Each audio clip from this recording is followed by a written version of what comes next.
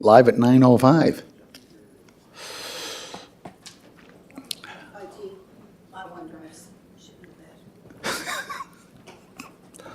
Nope, he's next door. Okay. We do have quorum. Councillor Duran is phoning in. Some other councillors are coming along.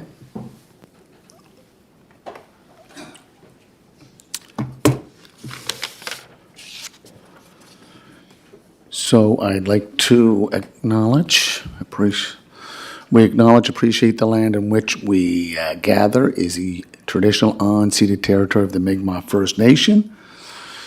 Declarations of conflict of interest. Any declarations of conflict of interest? None. We have number 3, approval of the agenda. We have stakeholder budget presentations. A, Eastlink Centre. B, Bell Alliance Centre. C, Confederation Centre of the Arts. And then for number 5, we're moving into a closed session as per section 119, subsection 1E of the Municipal Government Act of Prince Edward Island, a matter which is still under consideration in which the council has not yet publicly announced a decision, and about which discussion in public would likely prejudice a municipality's ability to carry out its negotiations. Confederation Centre of the Arts presentation regarding capital asset proposal. And then 6, return to the open session, Charlottetown Airport Authority. E, Greater Charlottetown Chamber of Commerce. F, Downtown Charlottetown, Inc. G, the Guild. B, H, Pat and the Elephant. And I, T3, Transit. And then adjournment. Motion to move to accept that. Moved by Councillor Beck, second by Councillor Matart. All in favor? Okay. So the first presentation is the Eastlink Center, Eastlink Multi-Use Sports Entertainment Center, and I have John. Can you just present yourself and your chair? Yes, thank Public you. record. Thank you, Your Honor. John Abbott, General Manager, Eastlink Center. Phil, here we go, Matusewicz, Matashevitz. He's the chair of the board of the Eastlink Center, and he'll be making the presentation. Thank you. I'd like to thank the mayor and council for giving us the opportunity this morning to speak to a few highlights over the past year, as well as our capital needs in the coming years. Just to highlight a few things that over the past year, we've had over 100 events plus rentals in our facilities, which has generated traffic of over 300,000 visits to the center. To highlight just a few of the newer events that have taken place at the Eastlink Center, high school graduations and proms have taken place there, and we've received a lot of positive comments from that. We had the inaugural Island Cup, which is women's hockey in terms of, was hosted by Holland College, along with some other Atlantic counterparts. We had the inaugural Atlantic Slam W, which was a successful event for us. It also received a North American coverage in terms of for the city. If you saw the promos during the breaks, they were very well done. We also had Cirque Musica, and just last night we had the Junior Showdown, again with wide coverage in North America and Europe, in Germany and Slovakia. And cultural gatherings, which kind of represents the culture of the city these days. We've had Chinese, Vietnamese, Filipino, and Indian cultural events at the Eastlink Center.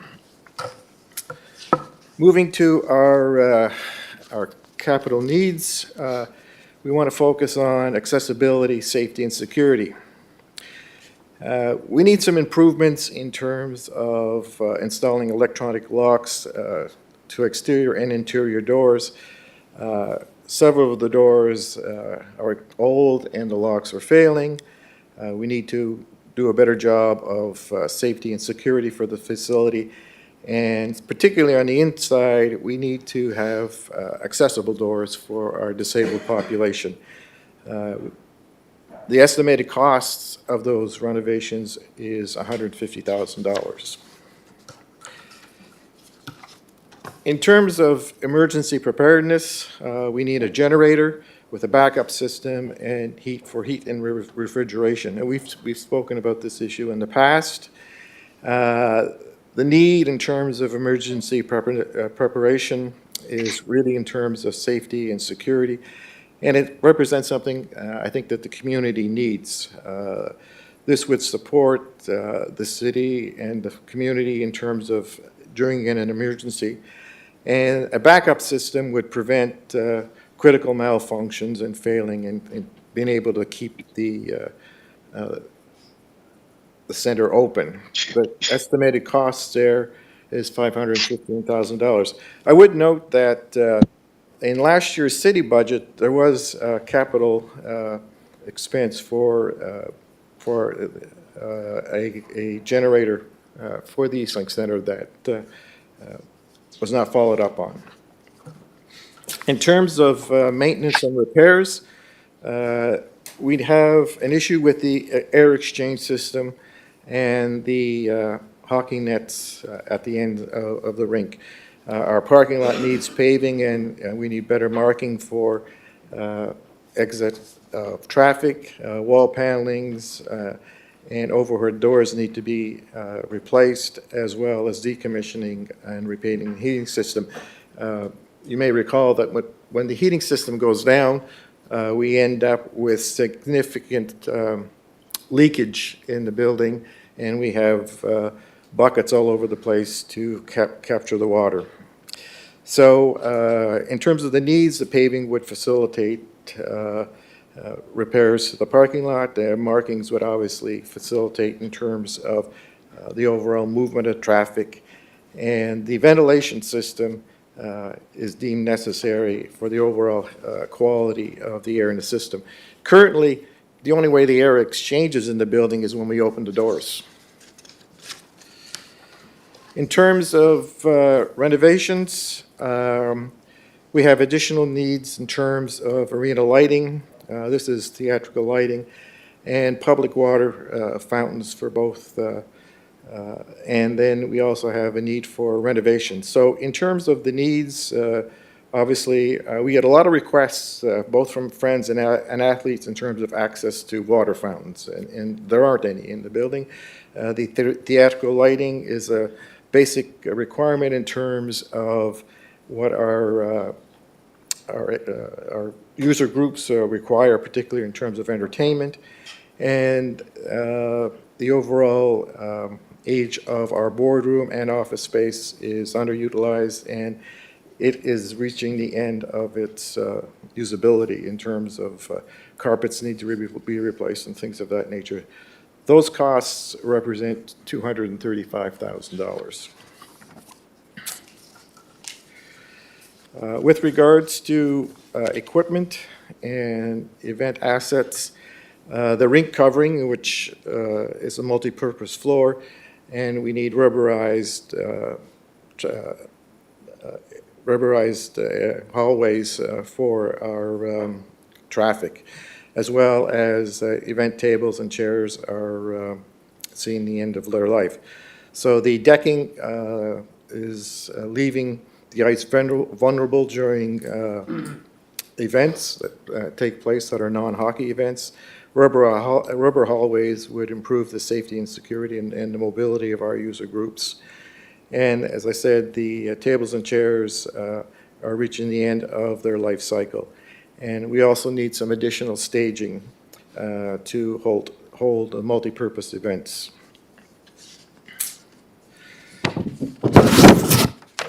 In terms of our top priorities moving forward, again, building accessibility in terms of power doors, both interior and exterior.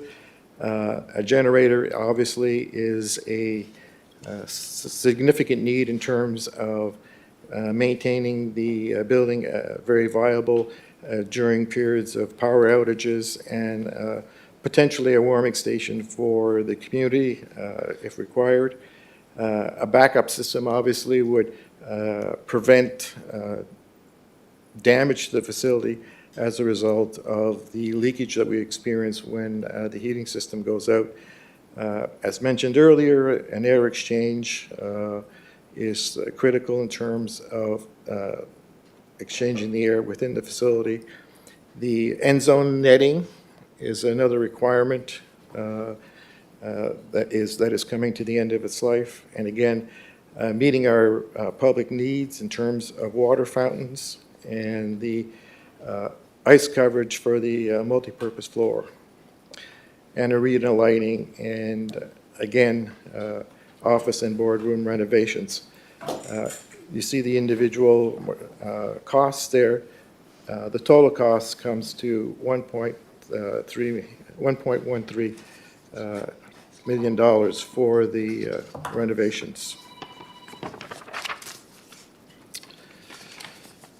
Our 5-year capital plan, again, our priorities are the accessibility and safety of the building, the emergency preparedness in terms of providing a potential warming center for the facility, improving our maintenance and repairs for the longevity of the building, and renovations and equipment and assets for the ongoing programming that exists within the building.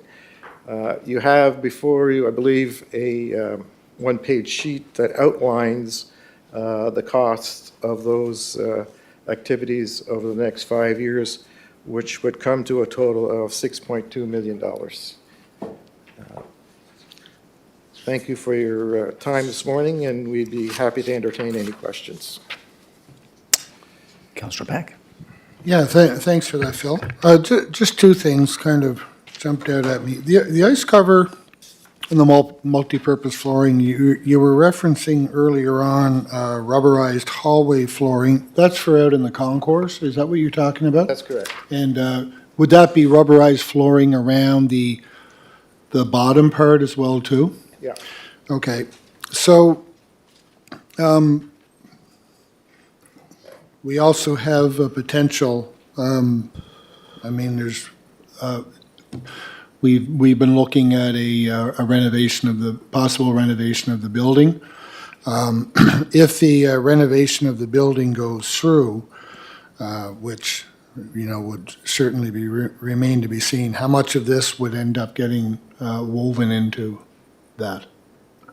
Well, certainly, if the renovations go through, a number of those potential expenditures would be offset by that. I turn to John in terms of what the specifics might be with regards to that. Thank you, Councillor, for that question. A good bit of this would be wrapped into the renovation. The rubber flooring, if we turn into a top-load facility, the bottom, that rubber flooring in the bottom would not be needed. So some of those things we are still up in the air because we don't, as you said, we're not there yet, but I think these are more, if we don't, these are the things we have to do. Some of these things can be wrapped into, like the pipe, the couplers, stuff like that would all come in under renovation. Good. Want to go again? Councillor Drawn, any questions? Councillor Drawn? No, good. No, I'm good. Thank you very much. I have a couple of questions. So if I go back to last year's budget, you asked for $898,000 for capital, correct? Storage cubbies, basketball flooring, basketball floor resurfacing. So, and the year before it was 1.3, 1.4. So just as Councillor Beck said, if you do go ahead with a major expansion to the facility, a lot of these ask will be covered in that comprehensive renovation, correct? Yes. Okay. Yeah. And Philip or John, are we looking, like, on the operational side, are you looking for additional funding? Or is it just, are we just talking about capital? I think we're talking about both. At this point, this is all capital. The operations, looking at them today, we're in good position. I don't think there'll be a big increase in ask at council when we get to operational sides. Again, so much hinges on what we can do moving forward. Yeah, what you want to plan, what you're planning to do to it. We're talking about Band-Aids here for the next 5 years. At some point in time, this facility has to be either replaced or major renovation. So, Right, yeah, yeah. right. Well, I know the events that have taken place over the last year at the Eastlink Multi-Use Sports Entertainment Center has drawn a lot of interest, a lot of participation from not only residents of Charlottetown, but island-wide. I know with the NCAA Women's Grand Slam, they were coming from different parts of the Maritime, so kudos to you guys. Okay, thank you very much, and Merry Christmas.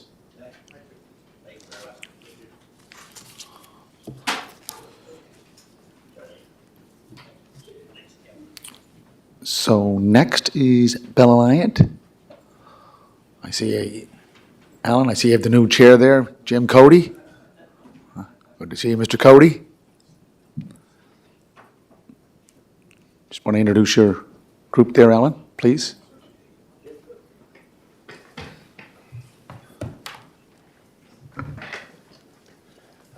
Good morning, everyone, and good morning, Your Worship and Council. We thank you for inviting us in to have this discussion this morning. So with me this morning, I have our new chair, Jim Cody, is joining us, my finance manager, Peter Taylor, and my name's Alan Wood. I'm the general manager of the Bell Alliant Center. So we can start right into our presentation. And we've prepared our operational and our capital for you this morning. So overall, we'll just kind of jump right into the introductions. The Bell Alliant Center, as you know, we are an independent run facility with a board of directors and a management team that are supported by major stakeholders, which is the City of Charlottetown, University of Prince Edward Island, and the town of Stratford. So we are continuing to try to perform at the highest level that we possibly can to move this facility forward and to bring a great recreational facility to the community. We are, we believe, a significant player in the community's health and wellness, and we have high participation in all of our programming and events. Our board of directors are set up by 4 representatives from the City of Charlottetown, 1 from UPEI, 1 from the town of Stratford, and we have 2 carry appointments. So our year in review, this past year we've hosted the Grand Slam of Curling from October 1st to the 6th, which was sorry.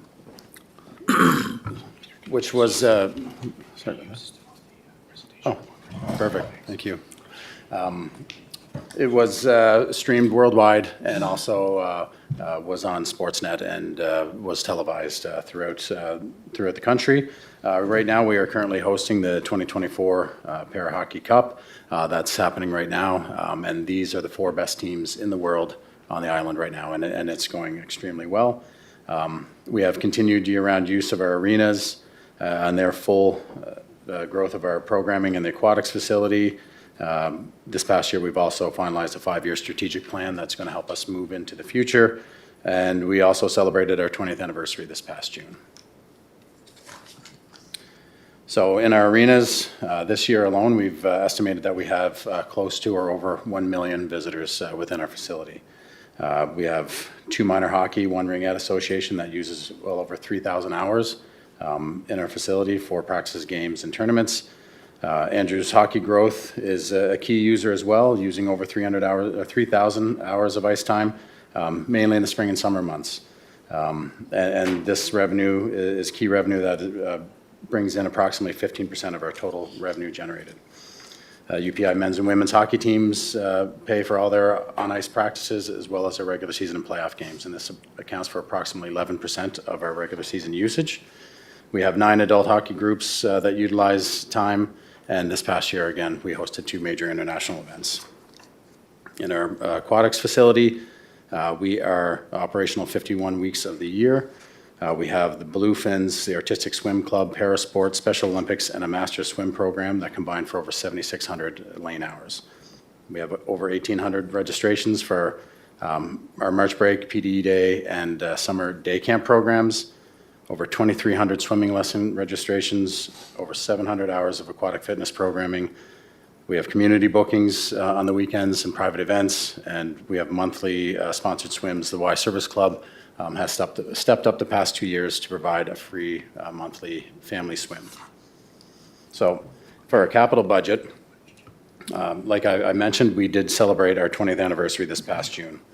So up until 2017, we were able to manage our own capital improvements through our own revenue streams. But with the aging infrastructure, we need a very comprehensive capital plan to make sure that this is funded to move forward without the risk of costly shutdowns. The main one that we'll be discussing is our refrigeration and dehumidification. This equipment is original to the building. We've done some calculations. Our refrigeration equipment has a runtime of approximately over 3,500 hours annually due to our year-round usage. Typical arena facilities that are roughly open the 7 months of the year, on that same equipment, they only have run times between 2,000 and 2,500. So our equipment right now, like I said, we are in our 21st year, but the equipment has an age of 28 to 35 years based on its usage. Some of our major highlights of capital projects coming up over the next 5 years, we're looking to update security cameras to make sure that we continue to make sure that the facility, our patrons are safe in there and that we have eyes on the corners in there. We are looking at some heat pump replacements as our equipment is all original and we are needing to upgrade those. Our arena refrigeration dehumidification project is estimated to be around $10.5 million. The seating replacement in Arena A, all the seats are original and they are getting very brittle and it costs us just as much to buy some single parts and arms for the chairs than it is to buy a brand new chair. Because these chairs they have to be, the arms that we need are specially made and because they no longer produce them. We have some more, so we have the dasher board and glass replacement in Arena A. These are original to the building. They are getting old, warped. Some of the ice is kind of seeping out underneath and they need replacing as well. We're looking at the ceramic tile replacement on the pool deck in the next few years, which is a significant piece as well.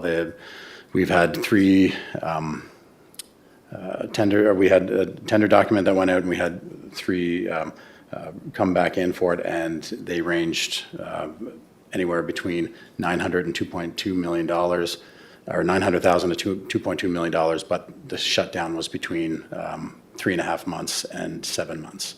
So we are looking at that closely to find out what and how we can do that without having a major impact on our aquatic users. Our water slide needs replacing, the dasher boards and glass in Arena B. The arena roof cap, we need to replace the roof cap and membrane. And in 2029, we are looking at needing another ice resurfacer. So on the next one, you can see that in just a little bit more detail, how it's laid out with the refrigeration dehumidification. The plan at this point would be to have it installed in the spring of 2026, but with that, there'd be a lot of upfront costs to get that in place. We're still in discussions with consultants on this.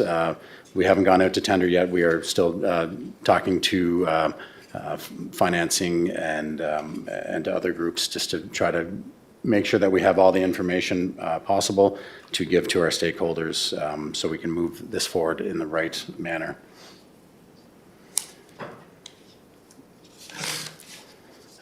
We'll move to the operational piece. So right now, We are projecting that our operating revenue is going to increase by 8.2%, about 190,000 over last year's budget. This is due to arena revenue increasing by about 54,000. We are raising our usage rates, our hourly rates by 2%, and there is going to be an increased usage in daytime ice. Aquatics revenue is increasing by 96. That's due to changing and increasing programming offerings and swim instruction. Our sponsorship and advertising revenue is budgeted to increase 38,000. Overall, our operating expenses will have an increase of 5.2% in the same 190,000. So this increase is due to the addition of 2 new part-time commissionaire positions, some succession planning for arena staff, and a CPI increase of 2% for all full-time permanent staff. So on the next slide, you can see the operational budget compared to last year's budget. Overall, as mentioned, there is some increases, but there is no increase in the ask from us to the city. It will remain the same, as we were able to offset that with some of our revenue increases. And that's it for the presentation, and just we can answer any questions that you may have. Thank you, Alan.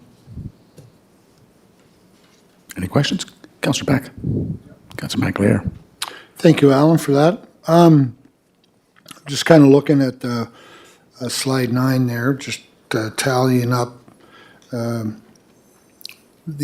I know we're at that sort of point in time when a building comes along, and it's one thing to build a building, and it's another thing to operate it, and it's one thing to operate a new building, and it's another thing to operate a 20-year-old building, and they all bring complexities and challenges with it. I guess at some point in time, these will have to be addressed.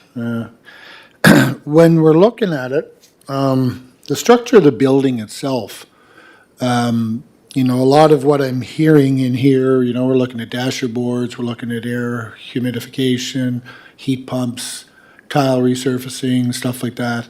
The structure of the building itself, like, is it still good? Are we still looking at you know, it's one thing to dress it up and to do all the inside, but is that going to be done is that going to be consistent with the physical structure of the building? And, you know, like they redid Madison Square Gardens inside, but, you know, they managed to preserve the exterior and basically have a new functional building inside. I mean, I'm not saying that we're going to have Madison Square Gardens by any means, but my point being that if we go ahead over the course of the next 5 years, whatever time frame it is, or we're still looking at a good solid building that it makes it for a sound investment and looking at it from a long-term perspective?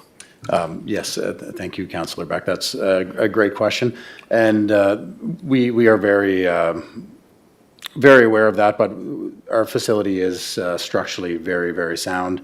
We've had it looked at. We know some things could use a little updating, but really at the end of the day, for us at this point, most of the things we're asking for here are needs. They're not really wants. It's not going to be something that you're going to visually be able to see, but these are things kind of behind the scenes that are key to keeping this facility open and running. And as far as the ice pads and everything else, the building throughout are very sound. There's really been very little shifting, moving, anything like that. So everything is good. And that's the main thing. The one thing too is with the upgrade of the dehumidification system, when this building was originally built, codes have changed with air ventilation and how things are done. So this would actually help increase the longevity of this building. You know, right now, being open year-round, we do get a lot of moisture and humidity within the arenas, specifically in the summer. We did some work on our dehumidification systems this year, and we were able to keep those levels down. But if we were able to bring this new system in with the air handling, we would be able to create an even better environment that would sustain this building further into the future. Councillor McAleer. Thank you for your presentation. Just two questions. One, just curious to understand, or if you can share with us, the naming rights revenue or piece as it relates to Bell, I guess Bell Alliant.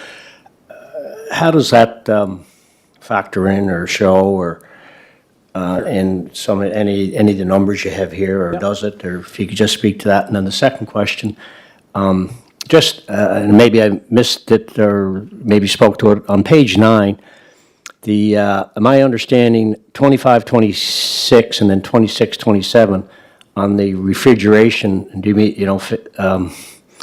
is it over 2 years, you're looking at 10 million?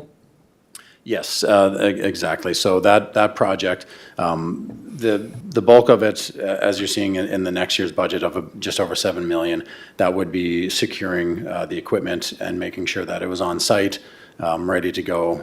And then in the next year, in April and May would be the ideal time, and that's when it'd be finalized. And that schedule can change when we go into tender. It all depends. As of right now, we're assuming that we could be able to get this all done in one shot, but when we go to tender, when we receive that back, they may want to do one arena 1 year and then one the next. So this may actually go over 3 years versus 2. So we'll see, but that's exactly how that would work. So some upfront for the equipment and then the rest to finish the job. And as far as the naming rights, as you can see, we've discussed some of the advertising and sponsorship revenue increasing. That's been put into that area, so that amount will be where that the amount received from the Bell naming rights deal will fall in there. So is that part of what you have on slide 11 then, on the revenue side, possibly?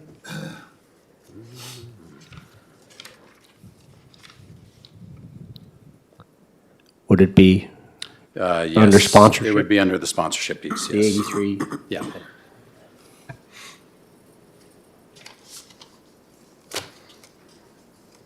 Councilor Picard? Great, thank you. Thank you, gentlemen, for your presentation. Just two questions I have is, when I look at the ICE revenue, a bit of $1 million, what would be the biggest tenants that would comprise that total annually? We have multiple major tenants. We have the Charlottetown Minor Hockey, Sherwood Minor Hockey, Charlottetown Ringette would definitely be our largest throughout the regular season. Then that would be followed by UPI men's and women's, and then some of the rec teams as well. And then in the spring and summer months, it would be Andrews Hockey School would be our largest. So you feel that it would be kind of spread out amongst those user groups there's not one particular person bringing in more revenue? Would it be minor sports? Those minor sport is definitely the largest through the regular season, yeah. Okay. And then just second, when I look at the operating grants that are provided, there's about 1.3 million of that. How do we get to that total annually? And then how is that dispersed amongst, so let's say, for instance, it was 1.3 million was agreed upon. Is it the city given 87%? Is that our? It's our contribution. Yes, but. And then 13% comes from the university. Correct, Alan? Yes, that's correct. So out of that, as you can see on slide 11, what it'll show is the 2.5 is what we are bringing in on revenue. And then, so our deficit is 1.3. So out of that, we get a small grant from the town of Stratford, so that comes off, and then 87% of the remaining is the city of Charlottetown's, and the other 13% is University of Prince Edward Islands.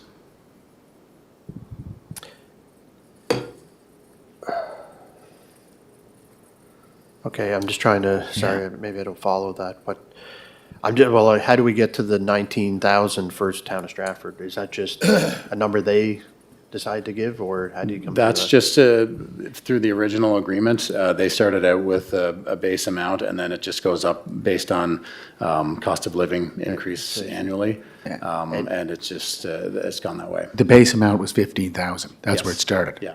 But And I thought that was for capital. No, That's for it's operations. just, they don't provide anything for capital. Okay. No. Thank you. anything for capital? No.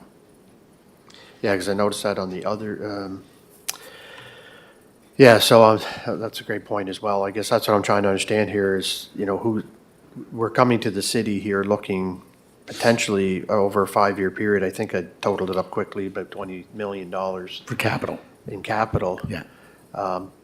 But what investment is UPEI and Town of Stratford making in that capital?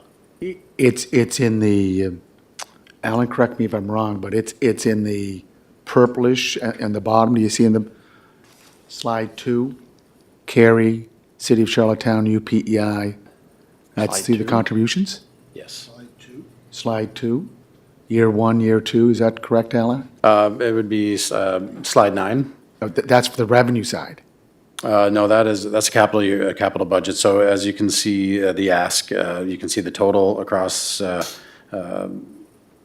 bottom there, and then underneath where it says revenue, the breaks it revenue down. for it will be through our commercial tenant fund. So the agreement that we originally have with the City of Charlottetown and UPEI, we, through our tenants, bring in that amount of revenue, and that goes directly towards our capital. And then the difference is split between City of Charlottetown and UPEI for the 87 and 13%.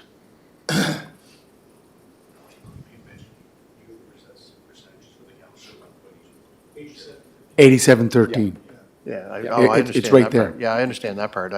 I was just thinking, how much of that is being contributed. You're coming here today looking at potential $20 million capital investment from the city of Charlottetown. I'm wondering what UPEI is contributing to that. And then I thought Town of Stratford as well, but I'm not, of course, we're hearing here that we don't ask the Town of Stratford for any investment into that Capital. capital. No, the original agreement, they did not. And commit any. UPEI as well? No, Or is that- UPEI gives 13%. 13% of 13% revenue that, just and what capital. there, yeah, revenue and capital, Yeah. okay. Okay, thank you. So Alan, just to clarify, so last year we went from $1 million to 1.25. This year you're asking, what's the ask for, on the operational? Or for operational, it is, it's 1.1, just over 1.1. So you're going down.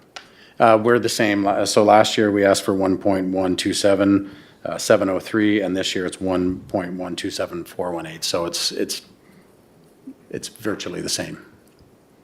Okay. Yeah. And the capital side, going back to the Cary stakeholders meetings, in the first year, I have 7,473,000. Yes. And then going forward, at that meeting, I know Jim was at the meeting, did you already bring together the university and the city, including our Director of Finance and Administration, to look at how we can spread it out over a number of years? Thank you, Your Worship. Still working on those documents at this point. So we've reached out to some financial institutions to get those numbers. We're still waiting to hear back from them on that. We've given them all the information. So as soon as I have the information on the possible financing, I will be sharing it with your finance department as well as UPEI's. So Cary's going to try to reach out to some other possible funding sources, whether through bonds or loans, Yes. and then we'll try to finance that over the next coming years, correct? Yes, yeah, we'll bring forward some options to our board, and then we'll make a recommendation to city council and to UPEI as well. Right, right. Well, as for the structure itself, thank goodness we have an engineer as your chair. I can tell you the structure itself, I was on council when it was being built, worked with the contractor was Fitz and Snow. It's a well-built facility, and it's how it joins up to the existing field house at UPEI. Couldn't be better, because now there's 4.4 acres of athletic facilities under one roof. Yeah. And as the former chair said, the biggest drain is the pool. But you can tell me where a pool is making money anywhere in the country, and I'll be glad to fly there and find out how they're doing it, because Yes. it's a big drain, whether you pull the plug or not. It is. It is more of a community service than a moneymaker, that's for sure. And if you do find that pool that's making money, let me know. I'll go with you. I'll call Jim too. Any other questions? John, do you have one? Councillor McAleer? Yeah, thank you. I know on page 5 there, you indicate Andrews Hockey or Andrews Growth Programs. I guess they're the largest or biggest commercial tenant, would you say? Is that? Yes. So they're, it says 15% of your revenue. Are they, is there a term or do they have a lease or was it recently done or is it? We've just redid their lease for their office space. And then we also have agreements for the usage of the ice facility through the summer months. And is that like a 3-year or 5-year or year-to-year thing? It's a 5-year with an option for 5 more. Okay, Alan, I'm just going back to, I don't know if Dan has his budget there from 24-25. 23-24, it was 985,000, and the forecast came in at 1.24.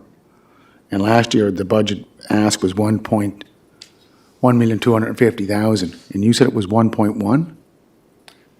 For the operational? Yeah, that's what I'm looking here.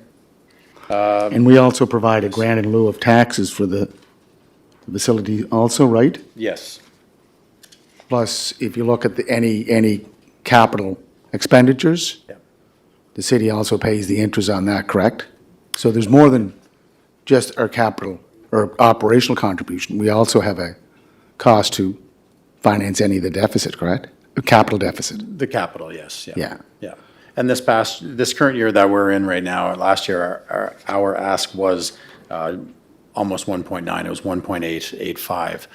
But through that, 1.5 of that was for that refrigeration and dehumidification system, which will not be utilizing this year, which we'll be looking to defer into that, into 25, 26 as part of that 7 million. Okay. Yeah. Okay, Councillor Drawn, any questions? No, just glad to see Jim here. Perfect, thank you. Jim's your neighbor. Yes. Just one second. Sorry. Go ahead. Councillor McTart and I were just having a sidebar conversation, but on the revenue, on the slide 11, Alan, sorry. So there's a tax in lieu grant that's given to Bell Alliant in addition to the operating grant? Yes, so Okay, so the operating grant is always determined, how do we arrive at that, saying, it's their ask. yeah, I know, what? It's their ask. When they come in to make their presentation, they determine what their ask is. Oh, okay, all right, okay. But it's still, that applies still in the 8713?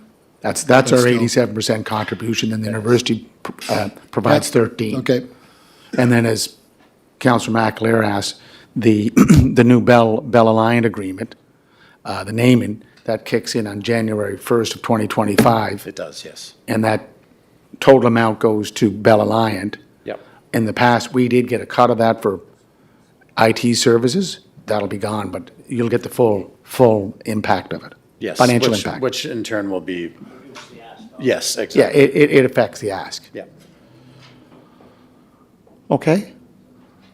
Okay. Thank you, gentlemen. Thank you, Jim. Thank you, guys, for coming in. Merry Christmas. Merry Christmas. Thank you.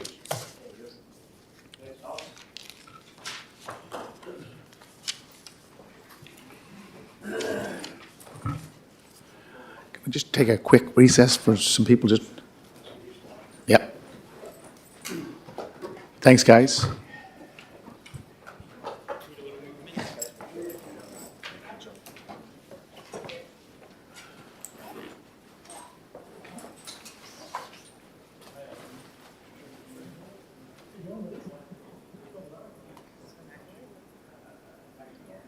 Good, how are you? Happy holidays.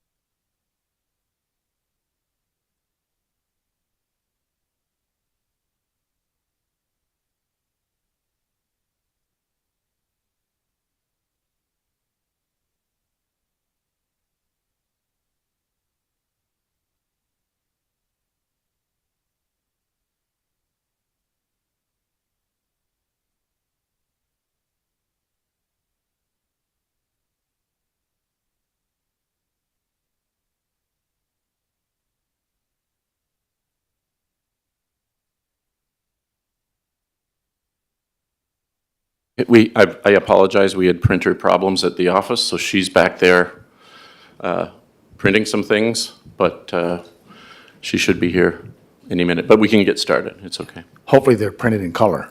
Yes. Okay. So, Mr. Bellamy, do you want to just introduce yourself for the Sure. public record? Okay, and Tracy, are we okay with the, oh, there it is. That's the new one. Thank you so much. So thank you, everyone, for giving us some time here. I have a brief couple of things to talk about in the open session and then a topic to bring up in closed. And I'll just dive right in here. So the agenda for open, just to talk briefly about the Section 47 request from recently, and then update you on the operating support request from the city, and then our library renovation, former library renovation. Section 47, really just to say thank you. Appreciated the vote of council to allow us to incorporate projection and video. We have initiated that. It's not disruptive. It's very modest, and it helps us to be modernized signage-wise. So just appreciate the support of the city there.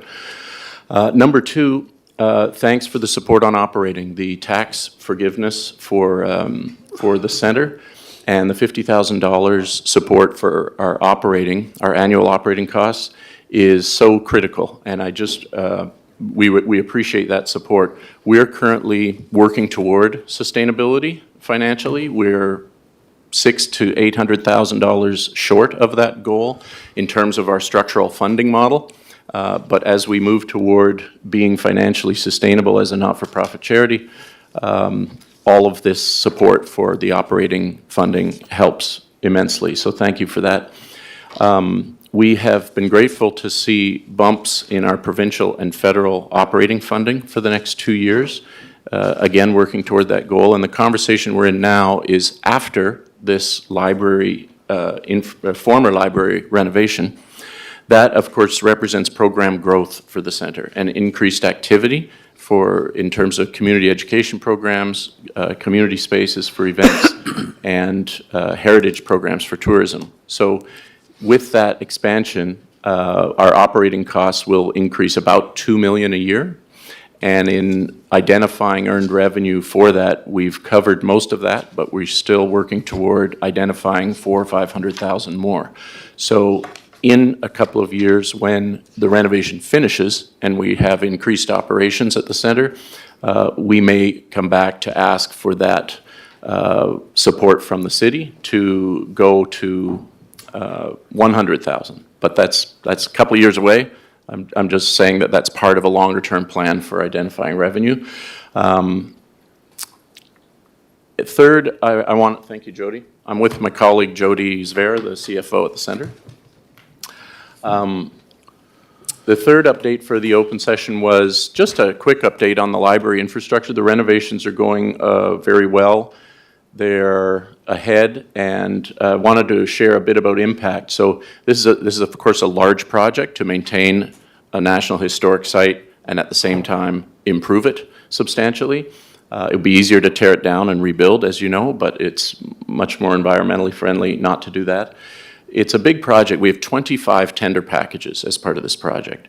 They're still going out, although we have 2/3 of them are done and are in. So we've awarded 67% of the tender packages so far. These have included the traditionally dangerous, I shouldn't have said dangerous, risky tender packages, risky from a budget standpoint, where you have structural, you have electrical, the ones that can tend to tip you over. Those are done. So all the high-risk tender packages are done, and we're happily still on budget. By the end of January, we will have 93% of the tender packages done, and we feel very good tracking to be under budget for the project and on schedule. To date, of those 2/3 of the trade packages, $28 million has been awarded to Prince Edward Island companies, more than 40 of them. Only $2 million has been awarded off-island, and this was for mass timber. It's not available here. It's a BC firm for supply and installation. This is a list of the island companies that have so far shared in that $28 million of infrastructure funding. And importantly, I want to mention that there are some narratives out there. Why would various levels of government spend 50 million or more on quote unquote the arts when list all of the other challenges we're having? And I just want to remind people, there's not a dime here that's going to making a painting or a show. This money is infrastructure money. It's going to the trades. It's going to hundreds of island employees from tip to tip in order to renovate important cultural infrastructure that has spin-off benefits to the city. So that's all I had for the open part of the agenda, and I would take questions if that's how it works, or move into closed, whatever you think. Steve, just there the other night for the CCOA Christmas party, you referred to this the renovations as Innovation Hub. What's the... Yeah, there are three programming portions to it. So in 2018, when we learned the library was leaving, we took about 18 months. We held a number of stakeholder sessions in Memorial Hall with the open public, with the culture sector, with the Indigenous community, and so on. And we essentially asked the question, what should we do in that space? And for 18 months, those feedback sessions came in. All of that feedback got rolled up into three themes that we saw emerging.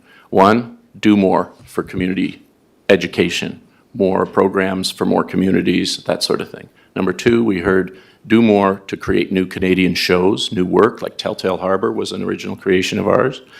And number three, do more related to Confederation. Charlottetown is the birthplace of Confederation.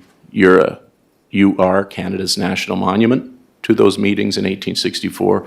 Do more programming around that. So we heard those three messages in various forms, and that has driven the three areas of programming. An arts academy to expand education, Arts Innovation Hub to create new Canadian work, and the Leadership Institute and the Charlottetown Forum, which is to create tourist attractions to learn more about Canada and to have more convening and conferences like the Simons Medal and the Forum.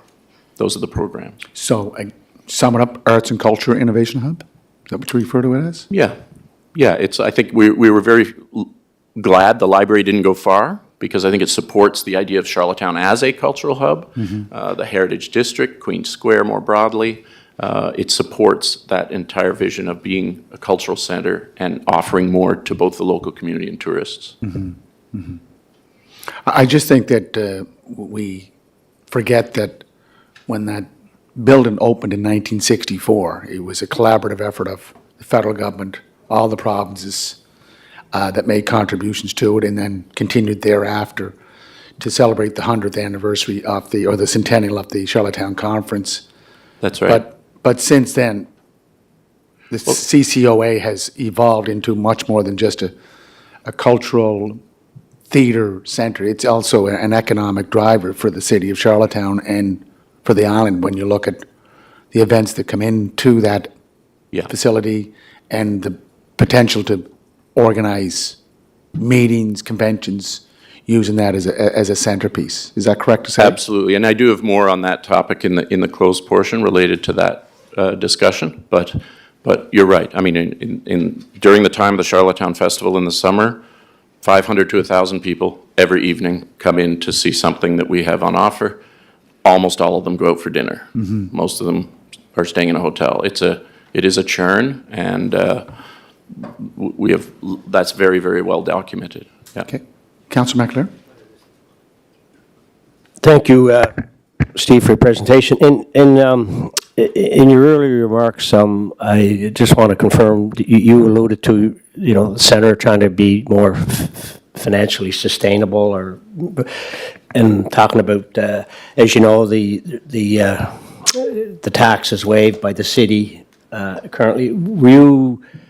Was I understanding that to mean more sustainable, that at some point in time you see been able to pay tax, or no? We'd love to be able to. Sure, yeah. If we'd have to get the finances to that point. I mean, like any not-for-profit charity, we operate on a line of credit, and the goal is once a year to get your head above water.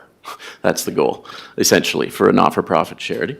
And we currently find ourselves getting up almost, and as is probably well known, the only way we tend to get our head above water is if we happen to have a hit on the stage.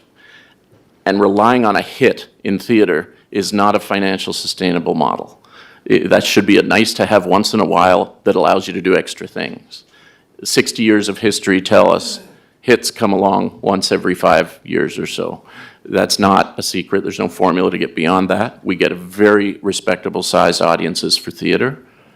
When we get a hit, we do better than break even, but that's once every 5 years. We need more, a more sustainable structural funding model than that. And once we get there, absolutely, we would love to pay our share of taxes. And I know Councillor Beck referred to this earlier when he attended the Canadian Capital Commission's organization annual Capital Cities meeting, where was it, out west, that other municipalities are funding their arts and culture facilities through city budgets. We have a fortunate or sort of line in the stars situation where we have other levels of government and the Confederation Centre Board of Governors making a huge contribution to Yeah. the arts and culture community, Yeah. not just in Charlottetown, but Atlantic and Canada-wide. Yeah, I think Correct? you'll find other cities like Calgary is in the news now because they have the biggest cultural infrastructure project going on in Canada. It's a $650 million renovation of the Arts Commons, which is their major center. But for example, the city of Calgary is contributing 280 million of that. The province is at 103. So the proportions are actually reversed from what we had proposed in our funding model for this, respecting the size of Charlottetown. And despite the fact that it's a big project, Charlottetown City is what it is. It has limited operational budget, and I did want to address a bit of that in the closed, but yeah, I just wanted to that's right. mention the fact that other municipalities, like for example, Fredericton is embarking on building a new arts and cultural facility, and I think they're taking the lead on it and seeking out other sources of revenue from the province and the federal government, but it's their initiative. Yeah, usually it's the municipality. It's like usually that's the case with, say, a library, usually, where it's a city library, typically. We have a unique situation with a provincial library, which you guys will know better than most, but it's the same. We saw Toronto recently renovate the Massey Hall, and it was likewise, the city contribution was the highest, followed by the federal and the provincial. So we're fortunate that we have partners in Infrastructure Canada and the province of PEI who have come to the table collectively with $50 million. And the ask of 5 from the city, when looked in that context, is a smaller portion, but wanted to break that down a little bit. Okay, In thank you. closed. Good. Okay, I need a motion to move into a closed session as per section 119, subsection 1E, Municipal Government Act of Prince Edward Island, a matter still under consideration, on which the council has not yet publicly announced a decision and about which discussion in public would likely prejudice a municipality's ability to carry out its negotiations. Confederation Centre of the Arts presentation regarding capital asset proposal. Moved by Councillor Ramsey, second by Councillor Beck. All in favor? Favor? Okay. So, Eleanor, how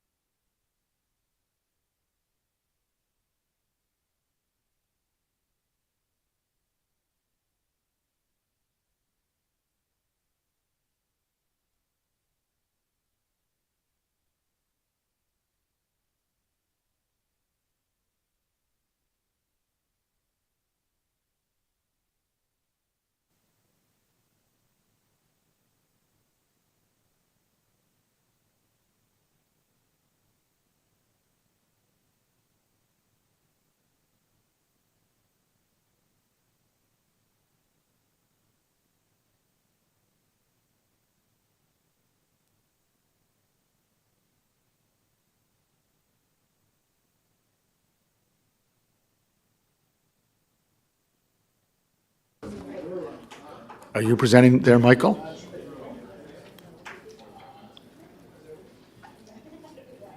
Where's Mike at? Yeah, gee, he's late. Yeah.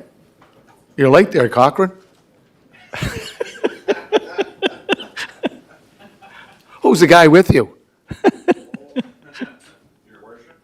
Mr. Love? Mike, do you just want to present yourselves and then it's just for the public record and we're ready to go? I think you have the presentation ready? Yep. Sorry. Hello? Yep. Yeah. Thank you, Your Worship and Council, for today. My name is Mike Cochran. I am the CEO of Port Charlottetown, and I'm joined with our Director and Liaison for the City of Charlottetown from our board, Don Love. Okay, thank you, sir. She's just bringing it up there now. Is it up? Yep. So you do have the remote? Great, thank you. So I thought I would just give a recap of our 2024 season to date from a cruise perspective. Of course, we do operate 12 months of the year. As a commercial port in Charlottetown, the only kind of one in the city of Charlottetown, so I'll move forward. So our highlights of the 2024 season, as you can see, we had 4 inaugural vessels that will be first-time calls to Prince Edward Island. We received 87 ships of over 16 different cruise lines. We had a fill rate of just above 92%, which was very impressive. We had 2 overnight calls.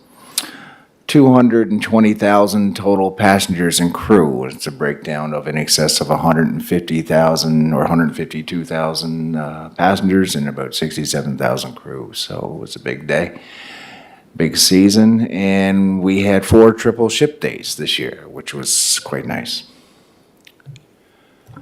Some of the passenger experience enhancements, as you can see, some gentlemen on a tour booking, enjoying some fresh oysters from our Canada's food island. A lot of partnerships that we do there.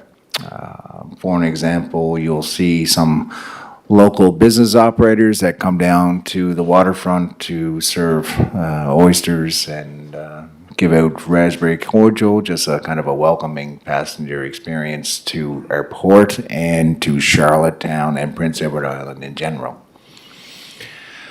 Some of the other areas we focused on, you'll notice we have a couple of containers on our waterfront. We had them completely branded with Charlottetown and Prince Edward Island to kind of enhance the experience. We use it for entertainment dockside. You'll notice in the right-hand picture, it's an orchestra that we have playing dockside on ship arrival days. So from our perspective, we maintain a lot of activity on the dockside. There's a tremendous amount of employment that we do to local musicians and entertainment and branding in order to drive the traffic to the downtown core and most of the city of Charlottetown, not only downtown, but also uptown. Some of the attractions that we enjoy, some of them are kind of meaty. Obviously, our seafood is probably one of the favorite attractions, and I think in our downtown core, we do it very well on a foodie trail. A lot of local flavors of seafood in our downtown environment. We're kind of known for that and kind of ahead of the trend on the foodie environment and very welcoming. You'll notice Victoria Row. It's a very visited destination by our cruise guests, for sure. They make available everything in the downtown core, and you can see the business drivers from our kind of surveys. We would notice a big increase in business activity as a result of the cruise traffic in our walking areas, especially in the downtown core. So it's a big bump for the businesses downtown. And of course, our scenic beauty is always the impressive part of Prince Edward Island. Some of our milestones I'd like to kind of get into right now from the port. So October 1st, we had our 4-ship day. You'll see 2 vessels at berth and 2 at anchor. That was about 6,000 people on a daily basis, staggered between 8 a.m. in the morning and 10 p.m. at night. This is a Holland America and a Princess, and I do believe it's a Viking ship and a Seabourn vessel. So 4 different lines on the day, which I think is very impressive. September 28th was a big milestone for Port Charlottetown as a result of a lot of our infrastructure improvements. We had the 2 largest ships on a single day berthed at our dock. So the previous slide I said was about 6,000. These 2 vessels were about over 7,000 passengers. And it was very seamless, operated beautifully throughout the day, to be perfectly honest with you. It was the berthing side of it, which is docking at the harbor. You'll see there's a lot of gangways and passenger improvements that we've done in order to access that. These are 660 meters long from bow to stern of the 2 ships, which is larger than 6 football fields. So that's a pretty big day for us and pretty proud of it. Shore provisions are something that I always mention because I think it's very important for City Council to be educated that a lot of our export product in PEI goes on board cruise lines. And people may or may not realize that. But our seafood, it's supplied in bulk. Not only seafood, we're working on island beef for next year. This year, a lot of cheese comes from here, exported to Quebec City, Montreal, and gets dropped on board lines. So we work with provisioners to connect the dots with some of our lobster and PEI associations, our Food Island Partnership, in order to create that connection and increase the potato deliveries, the mussel deliveries, the oysters that go up there, the cheese, and now for next year, the island beef. So it's a great introduction of that supply chain, and I think it's worthy of mentioning. Some of our infrastructure improvements you see here, we are always working to improve our gangway displacement or gangway placement, I should say. This is provided for passenger embarkation and debarkation. This year we implemented a 65-foot gangway, you see on the lower bottom of the picture, and also a container platform. So this allows us to put or access high-level doors of about a 9 meter above the water, which is the main entry points for a lot of the vessels into their main atriums. So it allows great efficient movement of passengers into a larger space and very well received. But it's another investment by Port Charlottetown, and we will continue to do that because our clients requested, and getting these people off and on quickly is very important to get them on tours or out into the local marketplace. And getting them back on board is just as important in a quick and efficient manner. Some of I always kind of like to point out some sales missions. So you might ask, what do you do when cruise is over? From our perspective, we do a lot of missions to keep the cruise industry enticed about Prince Edward Island and known about Prince Edward Island and ensure that they want to visit Prince Edward Island and in particular Charlottetown.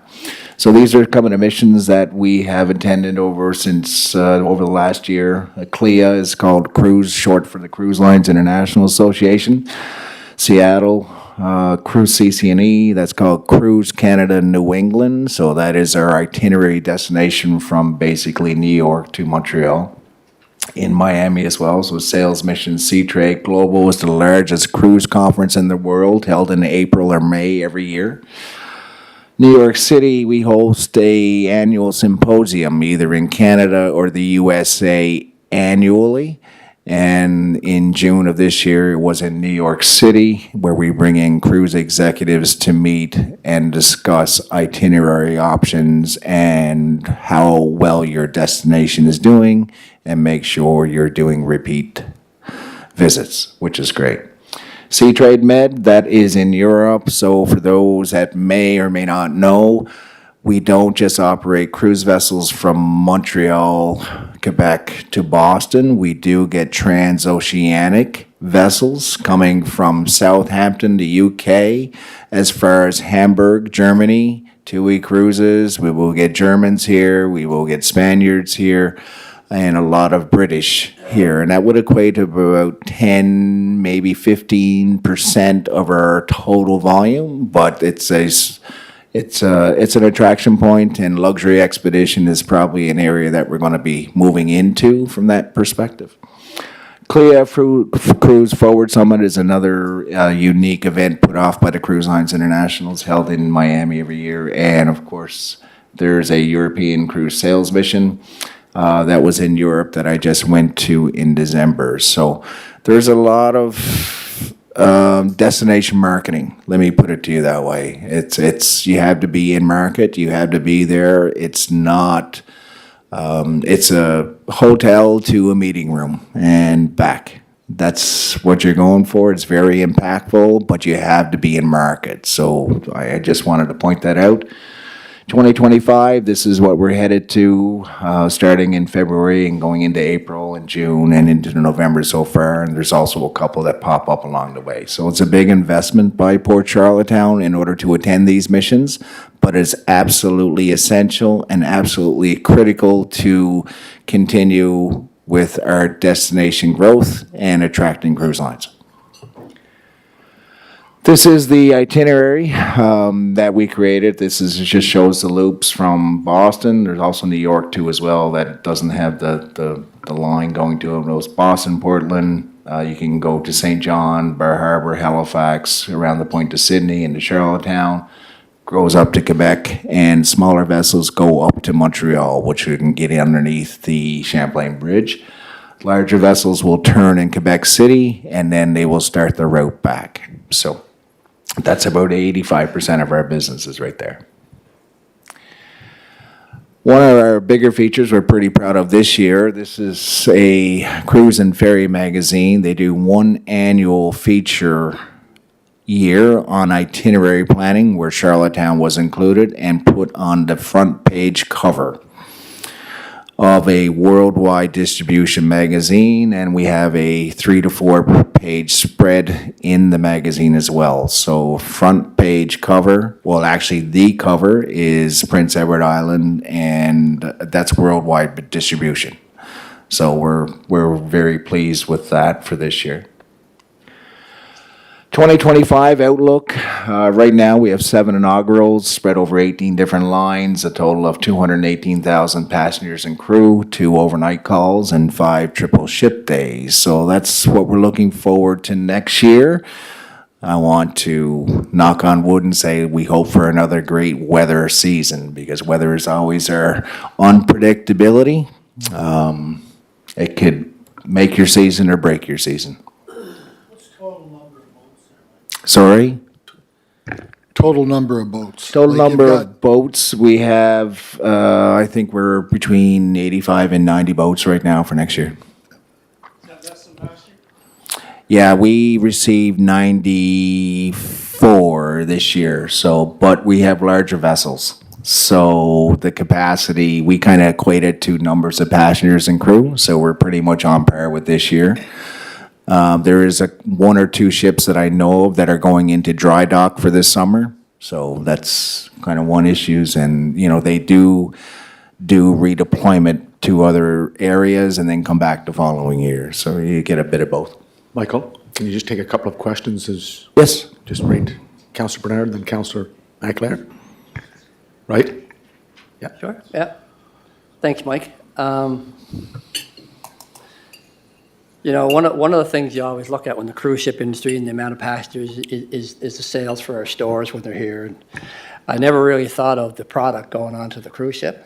It's pretty interesting, and I'm just wondering, do you have any sales projections, what the sales were this year of product going onto the cruise ships and what the sale projection moving ahead might be?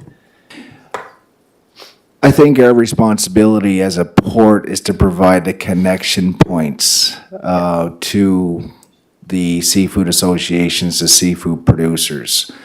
I know I'm concerned about the tonnage that goes on. I'm not concerned about the sales because that's a proprietary information for brokers and private businesses that I don't ask for the price. I'm looking for the amount that goes on, and I'm getting them to change SKU numbers so we can track it a little bit better, but I'm getting pictures of crates of mussels, and I know there's tractor trailer loads of potatoes that are going up on a weekly basis. So I don't have the exact sales volume. That's not our role as a board. No, and that's fair. I just think it's really positive for the It is. island It's economy. very- I mean, it's it looks to extremely me now, positive. When you look at, I think last year it was 110 cruise ships or whatever, but I mean, that's a lot of island product that we're able to sell. So that's really good for the We actually put it on board here too as well. So there's local shore provisions that they would take on the day of in at the seaport. But when you're talking a floating village or community or city, when they're doing their turns in Quebec City, that's when they restock. And the amount of product that gets sent up to, so we work with the providers in Quebec and Montreal to, I use a lot of Prince Edward Island product. I said, really? Well, that's interesting. Can you change your SKUs numbers so that I know it's a PEI product as opposed to a maritime product that is sold in an international marketplace? Because I'd like to know exactly if there's, Quebec City would say they put on 6 million eggs in the run of a year. Yeah. So they're tracking their numbers, not tracking the sales, but so that's where we're headed. No, pretty impressive. Good job on the cruise industry for sure. Thank you. Councillor McClure?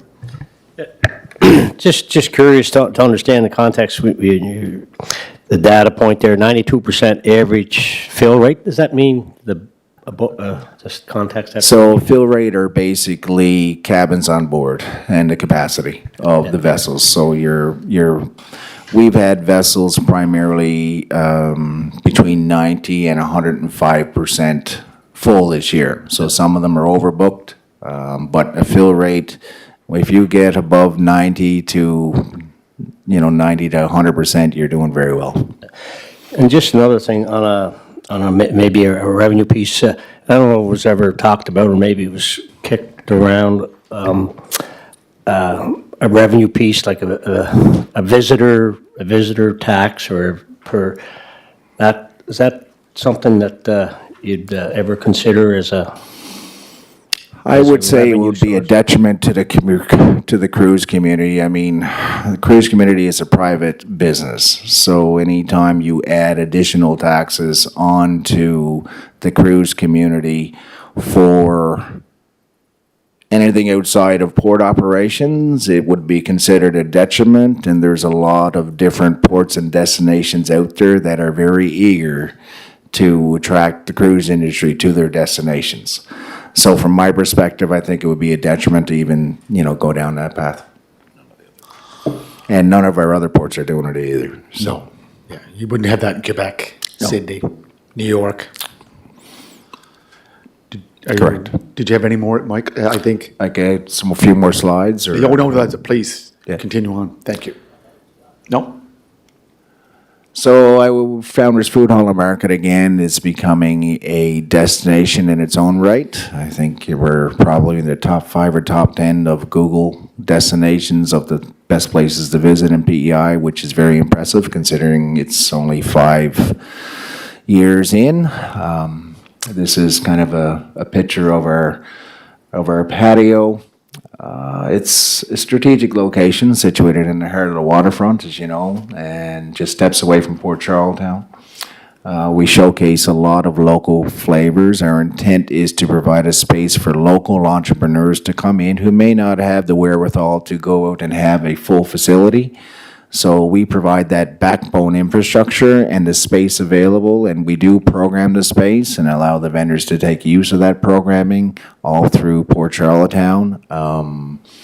Seasonal programming we provide residents and visitors to enjoy, employing a lot of local artists and artisans, and really it's a community hub. It's a celebration of community throughout the year. It's a four-season spot. That was our commitment. When we looked at it, we said we want to align a four-season destination. I know it's a little bit challenging sometimes for food operators and restaurants to survive the winter, but we put every effort into making that successful. It's a few pictures of some of the programming in the summertime.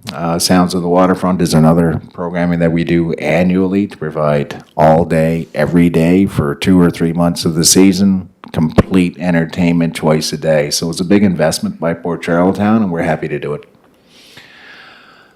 Deck the Hall is it's our holiday market, so for 3 weekends in December, it's fully activated, fully programmed,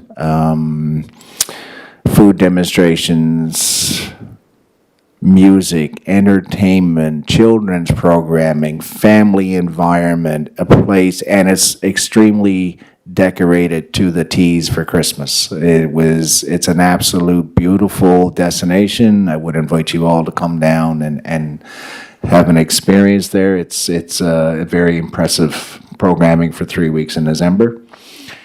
And then, fortunately, for City Council's project, we partner with the city on Capital New Year down at the waterfront, and I would be remiss to not mention that because we expect about 10,000 people down on the waterfront to do that, and we provide the port facilities to showcase the fireworks that the city puts off every year, and I think it's one of the highlight events of the year. So for anybody tuning in, please come into Founders Food Hall for Capital New Year on December 31st for a fantastic time. You can see some pictures there up on the slides of the local community availing to itself. A commercial operations that sometimes, for various reasons, needs to be a light shone on it. There's no doubt about it. We are a commercial working port, so we're not just cruise. We provide a lot of essential resources to our island. We are on a sandbar. 98% of fuel that comes into Prince Edward Island arrives via Port Charlottetown. And I think that's pretty critical for our operation as an island. Sandstone and gravel importation is imported to our island. You know, we need it for roads. The city and the province are the primary receivers of that for road building, base construction needs, schools, hospitals, residential, basements, construction overall. Fertilizer, of course, we are Canada's food island for a reason. Fertilizer is very needed for all of our farmers, and we accept ships from all over the world in order to bring that here. So it's a very important facility to have, critical piece of infrastructure, and it takes a lot to maintain. So I hope you're getting a breadth of the scope of the port's operations. I think it's very broad and very wide and very critical. So our request today of the city is to continue to receive a grant in lieu of taxes for our municipal non-commercial tax base of $29,910. We can round it up to $30,000 to make it for simplicity, but we are officially requesting for the 25-year a grant in lieu of taxes for the municipal non-commercial side of our operations, that's our port, and it's a critical piece of infrastructure. It takes a lot to run. With that is the end of my presentation, and I'm happy to take any feedback. And Michael, just on that last slide, the province provides a They do. non-commercial. The province is in line Tax providing a grant rebate. from the non-commercial Grant in lieu, side. yeah. Yep. Any questions? Great presentation. Thank you, Your Worship.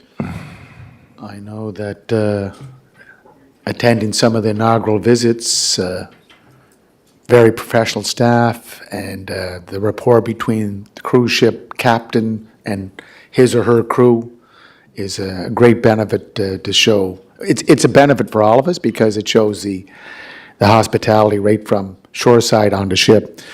I just have one question before we go on. With the rerouting of Water Street Parkway through to Grafton Street and then on to Riverside Drive, any feedback from the companies that ship them, whether it's gravel or it's fertilizer? Any feedback, yay or nay? I think it's probably more of a question for the road builders and the receivers to answer. From my perspective, it depends on the timing of the arrival of the vessels. I think we can do upwards of, 50 to 100 trucks traveling from the wharf, and it's only a small amount of time for the year, so it's not like it's a daily thing. And I want to emphasize that we would only do this probably about 15 days out of the year. And it's primarily in the spring and in the fall of the year where we're outside of our tourism season for the most part. That we may get the odd request if there's a major infrastructure project going on in Charlottetown. But anytime you add 50 to 100 trucks into that area going on to Grafton Street, as opposed to going through Riverside Drive, it can be challenging. There's no doubt about it. It's gravel, it's stone, it's asphalt stand. There may be some on the roads, there may not, but I think it's more of a question for the Road Builders Association, to be perfectly honest with you. From my perspective, it's traffic, and if it was rush hour and you add that amount of trucks in there, it can be challenging, for sure. Councillor McAleer, Councillor Beck, Councillor Bernard. Oh, just quick comment that, Mike, to you and your team, you guys, and I personally, I feel you're doing a great job, the port, and the New Year's celebration. I know last year I participated, and I know the city's a partner, and down there, 6 to 8, great atmosphere, lots of families, it's just, outdoor concert. You had to have your mittens and your hat on, but, a cup of hot chocolate, and, or if you're so inclined, the Founders Hall was open, you could mingle in there. So anyway, kudos to you guys. Great. Thank you. Councillor Beck. Yeah, I was just going to say same. I was down at the festive, I was down last weekend at the Christmas thing. It was really nice. It was a bright, happy, people were in a good mood, people were eating, people were socializing. And I think we've got a real nice infrastructure there to be able to continue to do that.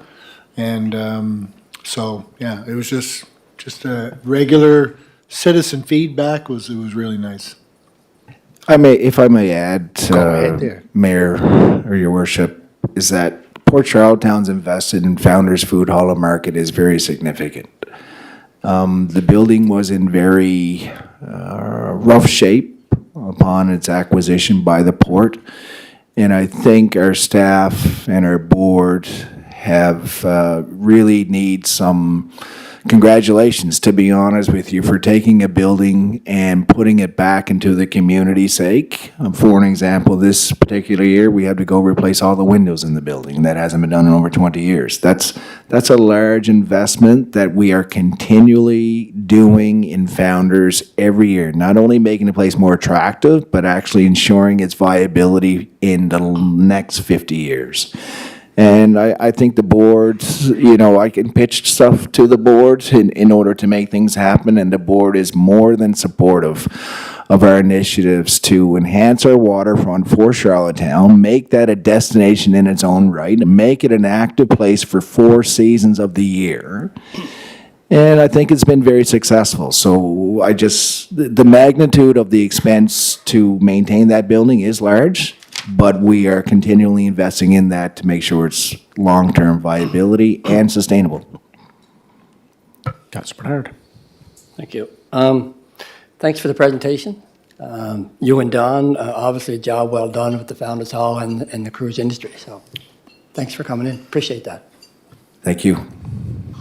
Councillor Beck. Yeah, I just wanted to add it, the other thing about it is, it's kind of, if you think about where the cruise ship started, where the cruise ship is right now, it's just been it's been that investment in the area that has led to the growth. I kind of see on a smaller scale with the Founders Hall, if you continue to bring people down there and they continue to use it and feel the vibe and feel the, the sense of community that it can bring. I think that's what kind of struck me the other night, was just how it was nothing forced. It was just some, Brooke MacArthur, I think, was playing some music, and someone else was up there, and they had a little kid up there singing along with her, and, and the family was filming her while the little kid was singing, and it was just really nice. And it's a tremendous facility, and just moving around, and so it was good. I like it. Thank you, And if we Councillor. continue to do that, I think we'll continue to get more people coming down on a regular basis. It's a marathon. There's no doubt about it. I mean, it's off the beaten track a little bit, and the more awareness that we have to do and keep programming our staff to a wonderful job of programming and pushing the envelope wherever we can take the opportunity. I mean, our investment in Founders Hall from a port perspective is probably, with debt and servicing, we're well past north of $7 million since the acquisition, and we're still servicing, and there's a lot of effort goes in to try to make that destination. So when you look at the investment that we do, and that's without the windows and doors that are going in this winter, so it's probably going to be north of $8 million at the end of next year. It's big, but it's a community investment, and we look at it long term. Yeah, and we're happy with our representative on the board there, Don Love. He's doing a great job.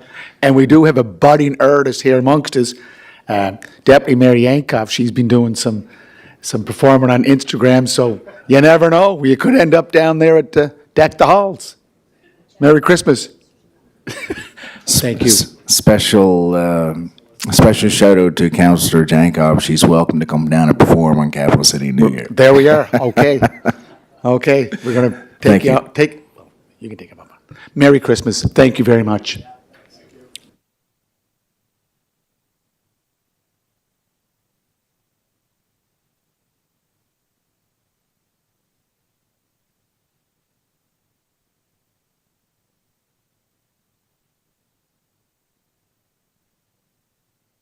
What we're going to do is, Wayne has told us that after this presentation, some of the other presentations are moved to the afternoon.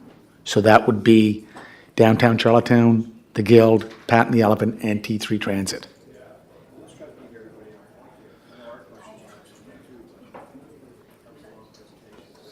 Okay. So could we just, could we introduce ourselves, please? And I know you're with the Greater Charlottetown Chamber of Commerce, and just press the red button. Okay. There we go. Okay. Good morning, Your Worship and members of City Council. My name is Bianca McGregor. I'm the CEO of the Greater Charlottetown Area Chamber of Commerce, and I'm joined today with Madeline Bizot, and she is our policy analyst at the Chamber. Together, we're here to represent our over 1,000 members, member businesses, most of who live and work and do business here in our capital city. We want to thank you for the opportunity to present our recommendations for the City of Charlottetown's 2025-2026 budget. You got that? Yep. Okay, amazing. Okay, so in spite of recent news articles predicting major declines in population growth, the Department of Workplace Advanced Learning and Population's latest report to our chamber has our province still on track to reach a population of 200,000 by 2030. We anticipate a number of these new residents, as most do, will want to take up residence in our capital city in the coming years. And we at the Chamber welcome that growth and the economic boost that will follow. But this does, however, as we all know and have lived in recent years, this presents both opportunities and a bunch of different challenges. So our recommendations today focus on 4 key areas that are essential to a thriving business environment, and that's housing, infrastructure, safety, planning, and reporting. And I will preface this presentation with the acknowledgement that the city has already put a lot of time and investment, in some cases a considerable amount of time and investment into these areas we're going to talk about today. We simply want to ensure that these points and recommendations that are important to our business members remain priorities for the city, and that that momentum isn't lost but accelerated. So our recommendations are as follows. We'd like to see continued investment in ways to reduce regulatory delays and streamline the actualization of approved new builds. Invest in increased public parking options. Invest in an increased policing or security presence in the downtown core for the security, safety, and enjoyment of small business and their patrons. And in a timely release of the City of Charlottetown's official plan. And with that, I will pass it over. We'll share the mic here. So as our population continues to expand, and actually in the last year, the city grew by 5.9%, so it has been growing quite significantly. While it grows, there's increased pressures on housing, and this has become critical, as it has in any city across Canada. A lack of available housing is impacting the well-being of our residents. It greatly impacts workforce recruitment and retention for our businesses, and it poses a direct threat to the city's economic resilience and competitiveness as a place to work, live, and do business. And an important note, when our chamber talks about housing, we're referring to housing of all kinds. So this is all types of housing. We're talking about apartments, single detached dwellings. We're talking rentals, non-rentals, all types, all price ranges, and private and public housing. So in Charlottetown, the rental vacancy rate has fell to 0.5%. And among more than 50 communities across the country surveyed by the Canada Mortgage and Housing Corporation, only Trois-Rivières in Quebec had a lower rate than that. We do note that, particularly within the last year, though, the city has made very notable progress when it comes to housing. Housing starts have increased, as you can see in the chart here, by 159. There's more housing greenlit, and the city has great work planned with the Housing Accelerator Fund, all the bylaw changes that will be coming, as well as to increase more housing density, introduce an e-permit in, reduce parking requirements, a new official plan. These are all great things we're looking forward to seeing. And we encourage the implementation of all these changes as soon as possible, just so we can get the changes that are desperately required.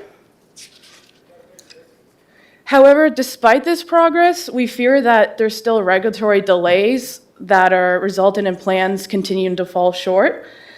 So we held roundtables in September with landlords and residential developers, and what we heard is that regulatory delays are causing project setbacks, and this is important because of the seasonality of the industry. A few weeks delay in getting a permit approved can actually be a year's delay to get the building up because of winter conditions. We've also heard concerns about processes and approvals not feeling consistent across the board and the need to simplify and streamline approval processes. And I'll preface this next sentence by saying, don't shoot the messenger. This is just what I heard. But many of the developers have said that the city of Summerside is more favorable when it comes to development. They say it's more streamlined there. All relevant personnel are centralized together, just saying it's an easier process. And I do note that the city of Summerside, they did see their vacancy rate go from 0.7% to 4.2% within a year. So because of this, we recommend the city invest in ways to reduce regulatory delays and streamline the actualization of new builds to ensure housing needs are met without further delays. Failing to do so risks not only losing developers to other jurisdictions like Summerside, but also losing the tenants and business patrons to other jurisdictions. So Annually, we have a touch point, a survey that we do with all of our members, and we ask them kind of where the pinch points are for their business and where our advocacy issues should lie. And then we do touch points with them throughout the year as well. And our door's always open if they've got some concerns. So another concern that we've heard about is public parking. And so increasing public parking options is not only about just keeping up with current demand, but again, workplace advanced learning population does predict that we are going to reach our 200,000 by 2030. And we need a downtown that remains accessible and vibrant for all residents, employees, and visitors. And our chamber, we follow what's going on with the city quite closely. And so we really welcome the news in May that the city was looking to hire a consultant to revise its long-term parking strategy. And then the development proposal for the retrofit for Queen Street Parkade, which was welcome news, adds more parking and adds more housing. However, it's not lost on us that when that development does actually break ground, we are going to lose, a few hundred parking spots temporarily, but still.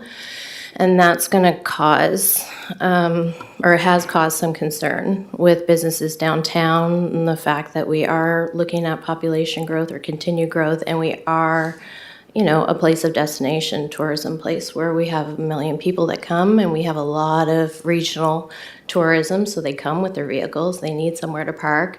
We want them to stay in the downtown core longer, and the longer that they can stay and the more convenient we make it for them, the more they spend.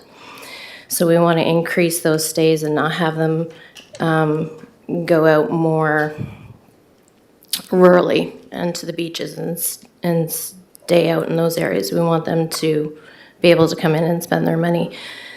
So we recommend that the city invest in increased public parking options. We know that that's already underway. We just want to make the point that this is what we're hearing from our members, and we really hope to see some good things come out of that project. So our members in the downtown core have highlighted the need for an increase in police and our security presence. So some of the things we're hearing from our downtown core businesses, they're saying they're seeing increased aggression, more brazen shoplifting and more shoplifting in general, and concerns from the businesses for the safety of their patrons and their employees.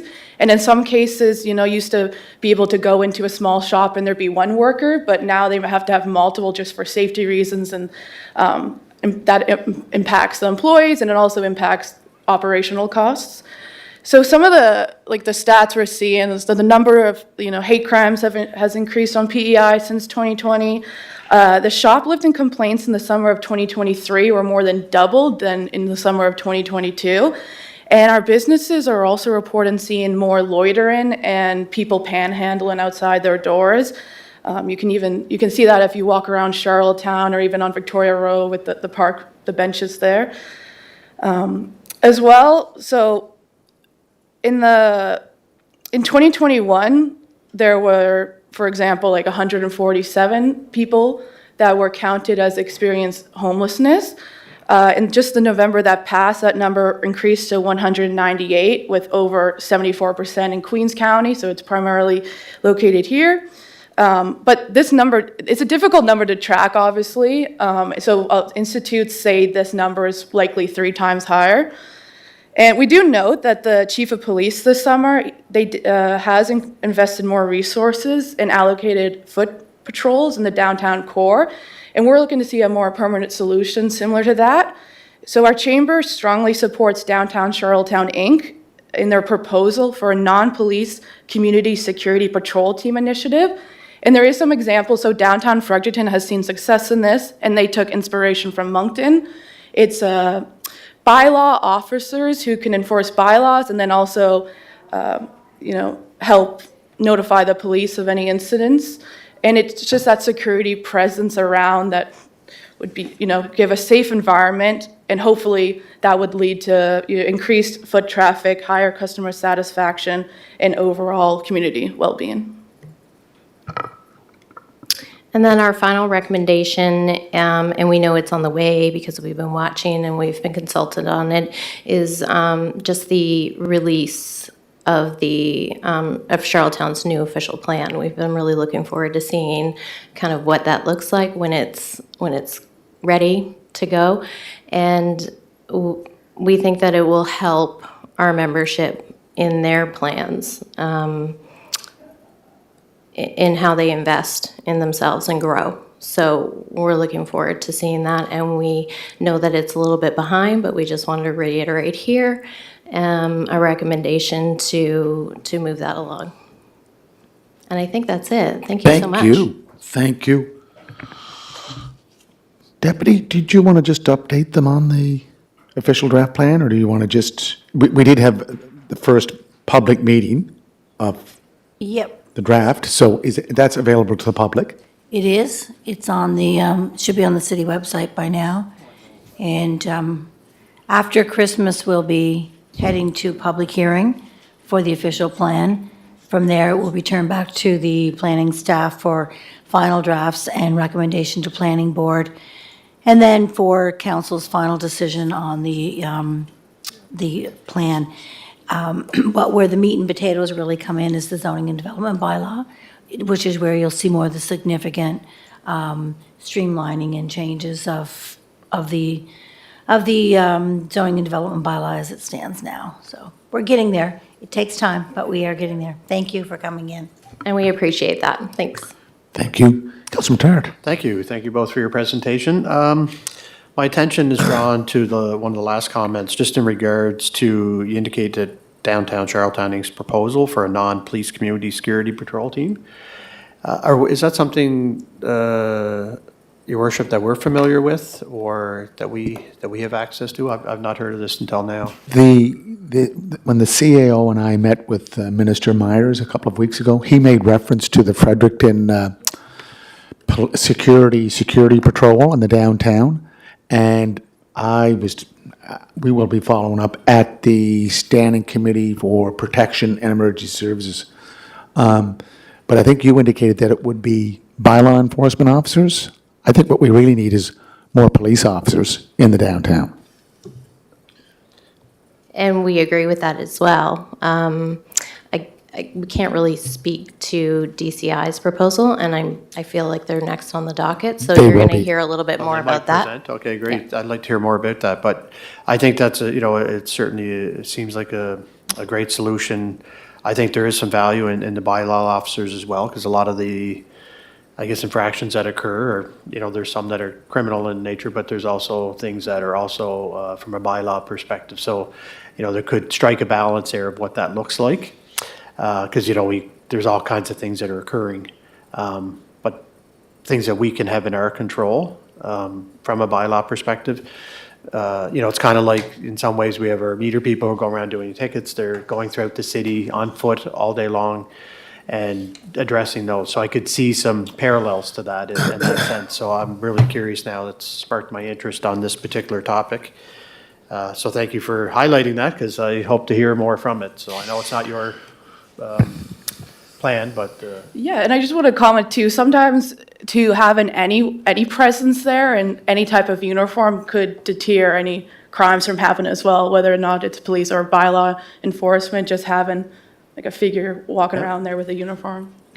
Yeah. Good, Councilman Tarrant? thank you. Councilor Beckett, Yeah, Councilor no, thank you Ramsey. for your presentation, ladies. I want to go back to the housing thing for a minute. And I guess I'm going to take a little exception with something, but in the sense that I think that we've recognized here that we have to move and get housing density increase our number of doors.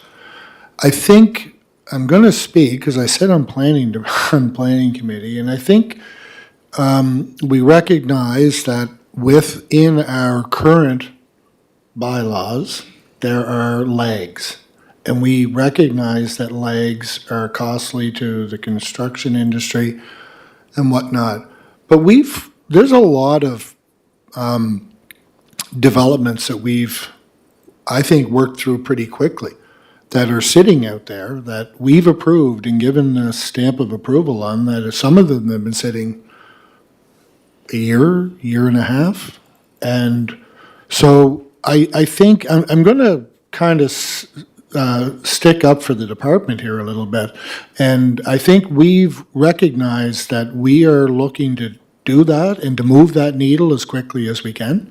And I think working within the confines or the liabilities or the restrictions that we have with our current bylaw, I think we've moved or approved a lot of projects that don't have shovels in the ground yet. So unless I'm missing something, if there's a way that when we're going to be moving into new territory with the official plan adoption and with the subsequent changing of our zoning and development bylaws, but I think there's, and I'm actually going to be looking at this later, but there's a lot of doors out there that have been approved that don't have shovels in the ground yet. I don't know what the reason for that is. I'm not on the other side of it, but we would like to see that happen. Sure. I can only make assumptions that maybe it's labor shortages. We do, in our written submission, we did a hyperlink, did we not, to our report? Yep. So we have a report called What We Heard, which is basically a synopsis of what developers and landlords told us. So we can only report back on again what we heard and what they told us. But we're also really open to bringing some of those people back around, along with maybe yourself and some others, to kind of get to the root cause. Because sometimes when these things are anecdotal, we hear something from you, we hear something different from them. So it's really about getting everybody in the room.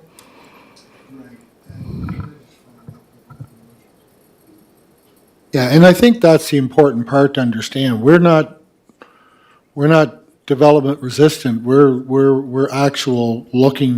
proponents and want to move on that development. So I don't want it to feel that I'm kind of getting the feeling, well, gee, well, Charlottetown, how come you're not moving? How come you're not doing stuff? Yeah. Well, I think there's been an acknowledgement in here that we are, when we're willing to find the most expedient way to get through and to get shovels in the ground and help increase our vacancy rate. I mean, we don't want a 0.5% vacancy rate. We want to be able to provide all those things. So I think there's a willingness on our part. And again, I'm speaking as a counselor for an operational or a planning department, but in conversations that I've had with different people, I do know that that's their desire too. So if there's a way that we can work mutually together to help improve that situation, I think we're all ears. I don't think we're resistors or blockers. We're trying to work within the confines that we have.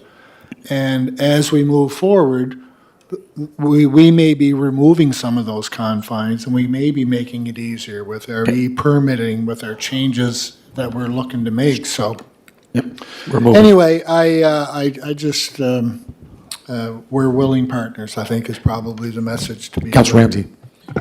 Thank you, folks, for your presentation, and I just want to touch on the police thing as a former chair of that committee. We all found out a few years ago that there's not too many people going into that line of work right now, because the Atlantic Police Academy used to have 40, 50, 60 people up there, and we would hire them in the summer as on-the-job training. And that is not happening now.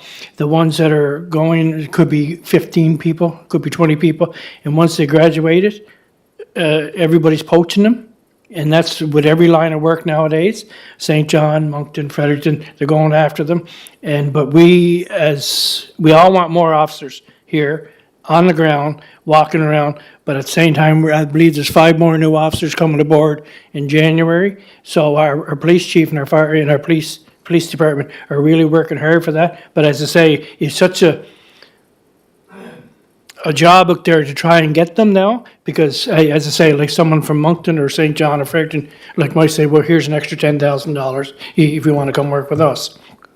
And you can talk about safe place in a fantastic city that we have, but at the same time, it's happening everywhere. So that's the only point I want to say, that we are working on it, and our police chief is really working on it. Thank you for your presentation. Councillor McAleer?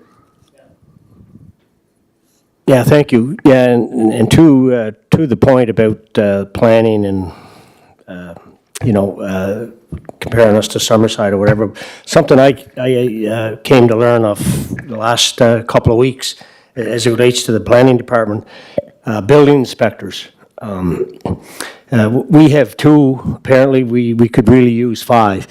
And so if you're that short-staffed, and it's not because we're not advertising for them, there's probably every municipality is looking for them. So that certainly holds up, I would think, in my opinion, certainly holds up permitting, issuing your permits, issuing the occupancy things. So we're doing, we're continuing to fill those roles, but, it is a challenge. It's probably like the healthcare world in some ways, right? Doctors, nurses, like everybody's looking for them. So anyway, hopefully that we can get that fixed, but it's probably not going to get turned around real quick in the short term, I don't think. Well, thank you for that comment. We fully appreciate that as well. One of our provincial advocacy files is workforce, and so we've been chatting with the province, and we meet with them quite regularly on the state of our workforce. And so it's not lost on us that cities, municipalities have workforce challenges, as do people in the construction industry. Yeah.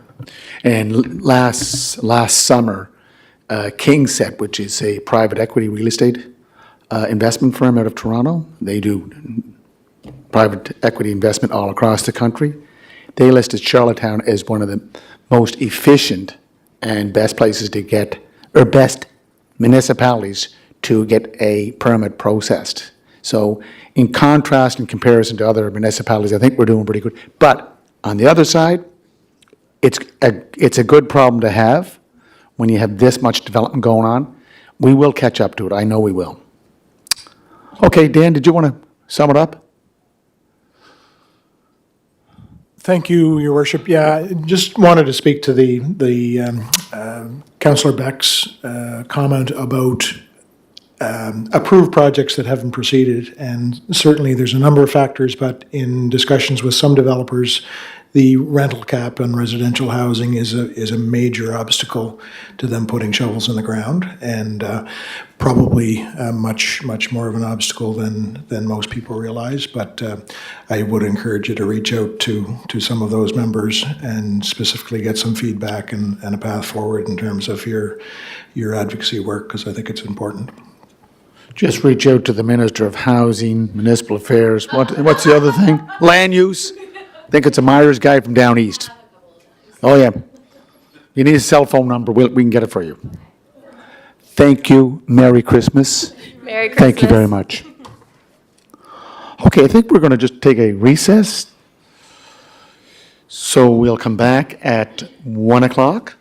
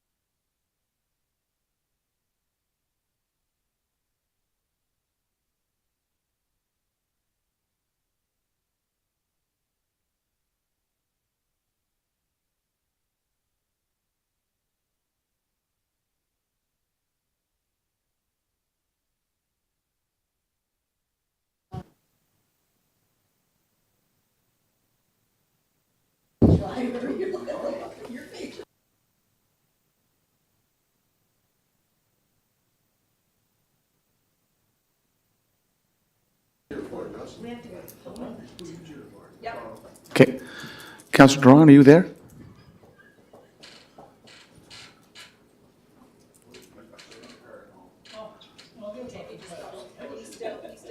Okay. Councillor Drawn, we're going to start the...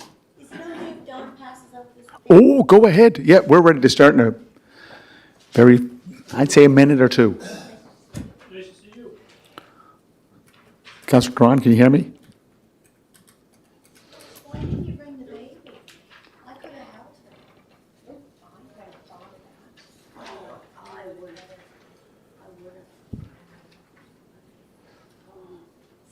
Okay, so this afternoon we have Downtown Charlottetown Inc., The Guild, Pat and the Elephant, and T3 Transit. We have to leave, Councillor Ramsey and I have to go to a seniors Christmas social at 2:00 out at Hunt Court. And we have some food, like some fruit cake and some other treats. And music by Posty Connolly. And we're bringing cheer from the city. Yes, we're bringing some. No, campfire, no, it's his brother. Yeah, that's why we're gonna start right now. We're live? Okay. So we have Don Allen from Downtown Charlottetown Inc. Don, do you want to, just for the public record, introduce your guest, and then we'll proceed? Certainly. So, Dawn Allen, I'm the Executive Director of Downtown Charlottetown, Inc., and with me today I have our Chair of the Board, President Steve Dunn, and Aaron Hansen is here from CADC. So who will start off the presentation? President Don? I'll be very brief. And Thank you. just, thank you, Your Worship, and I just want to say thank you, Council, as well. We appreciate all that you do, and this is a very busy time of year and a lot of worthy asks coming in, so thank you. We promise to stick to our time or even be a little briefer. For most that were here last year, we talked about a project we call the Charlottetown Historic District Project. I think all of you over time would have seen this document or received that document, and we do have copies. So this was a study that was done in 2021. The group from Halifax that most of you are familiar with, Fathom Studios and Coles Associates, spent a lot of time on the concept of taking Queen Street, Richmond Row, Great George Street, and Sydney Street and creating a historic streetscape. So DCI has been an advocate of the project that CADC has put together. And just to ensure we're all on the same page in advance of this meeting, we reached out to our colleagues at Discover Charlottetown and others, and there is broad-based support still for this. So we pitched this last year. We realized there's a lot of very worthy asks that come into City Hall. So we're back again this year to see if perhaps the timing is okay.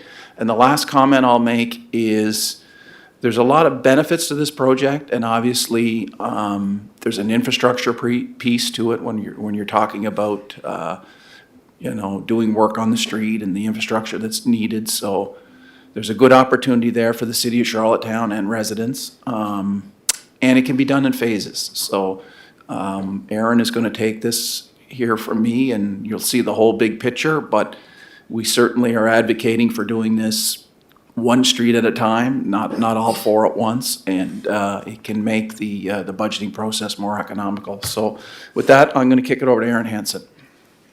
Thank you, Steve. Good afternoon, everyone. So this plan we're all looking at was developed in 2021, and it was brought forward due to the amount of money being invested in the area, with Province House being redone at 100 million plus. And then we have the Confed Center doing some renovations. That'll end up being well over 100 million as well. And we had the library jump across the street. With all those things happening, it was important to plan holistically for the area. And that's what this plan does in terms of having the same look and feel, no matter when we do it, at the end of the day, all the streets will look the same and it will look like we had some forethought. If you look at the screen, it's broken into phases, and you could choose whichever phase you wanted to do first. And you'll notice there was numbers projected in 2021 in terms of costs, and also refreshed last year for 2024. And what we are suggesting up here is that we would go after Sydney Street first, so those with Gahan and Old Dublin Pub on it. The ask we're putting forward is to do the detailed design. So it's not the big number at the bottom. If you actually look at the bigger highlighted ones in the bottom left, it's the second row from the bottom, design and CA services. So last year we thought it was 309 or so. This year would be a little bit more, 330, 340, something like that. That would get us construction-ready documents that you could put out to tender. That is the ask. Questions? Councillor Twill. Yeah, thank you for being here today. When you look at a project of this magnitude, do you have, and you'll have to forgive me if I haven't seen it, but in terms of funding partners, have you reached out to, let's say, the province, federal government, ACOA, and any other potential funding partners that would be able to contribute financially? I've had conversations with the likes of ACOA. They helped fund this plan in 2021. They have asked me numerous times, where are we at with the Province House project? And so far, I've had to say, we're nowhere. It's gone nowhere so far. I would say they will be there to play some sort of a role. To what level, I don't know. From the province's perspective, I'm unsure if they will contribute to a streetscape in the city or if they will think this is the city's bill entirely. I'm not sure. Okay, so what about the feds in terms of any discussions with the Member of Parliament? No. From my perspective, the feds would be ACOA. Yes and no. I mean, look, there's different departments, different agencies within the federal government, as you know. ACOA is just one, it's just one avenue, one vehicle, I suppose. I would strongly suggest sitting down with the Member of Parliament, having those discussions to see, what the possibilities may or may not be. I think it's worth your while. It's a good investment of time. And did I understand that you did approach the province and they said no, or you did not approach the province?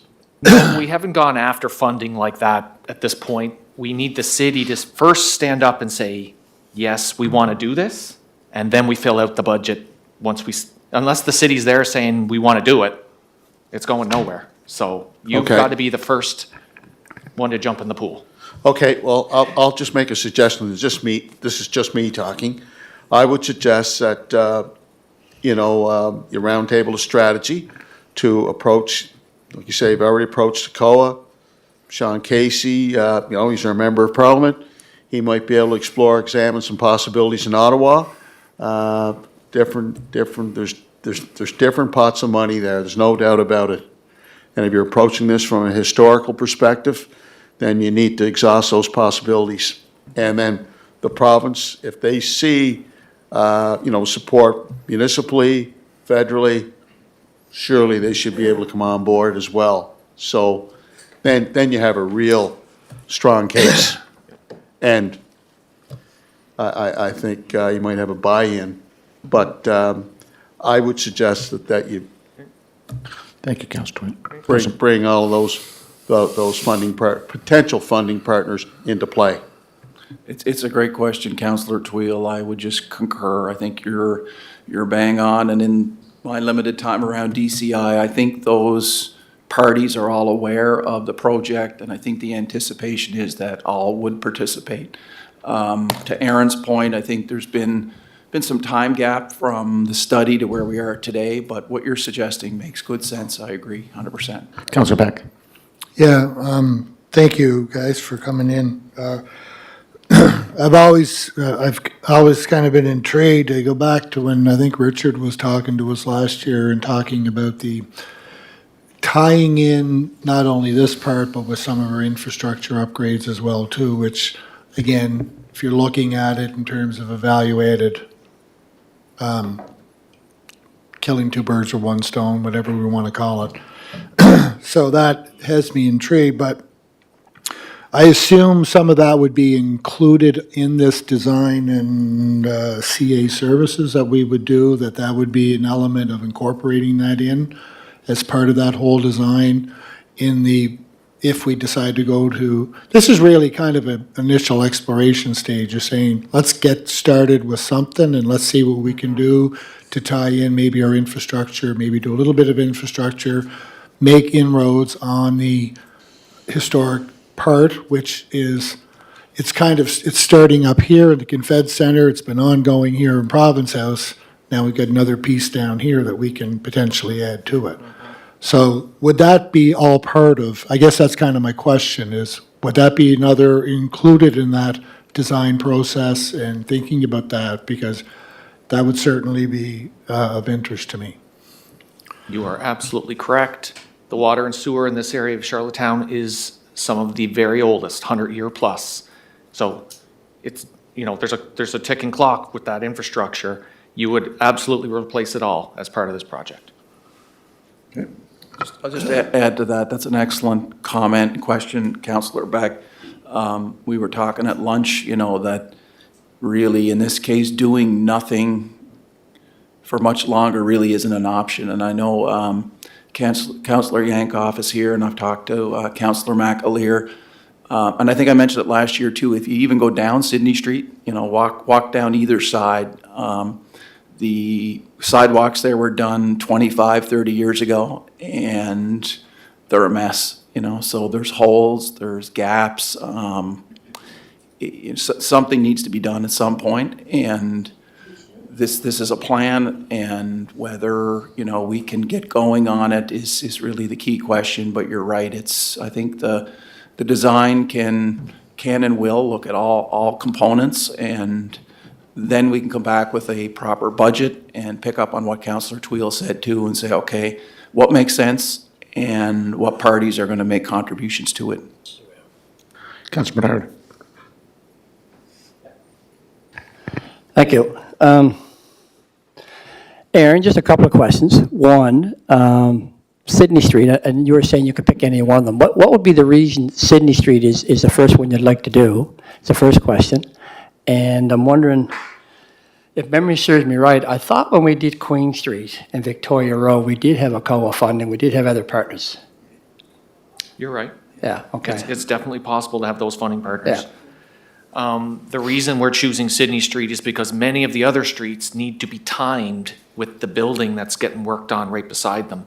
So you wouldn't, for instance, do Victoria Row when they're just starting a major renovation on the building.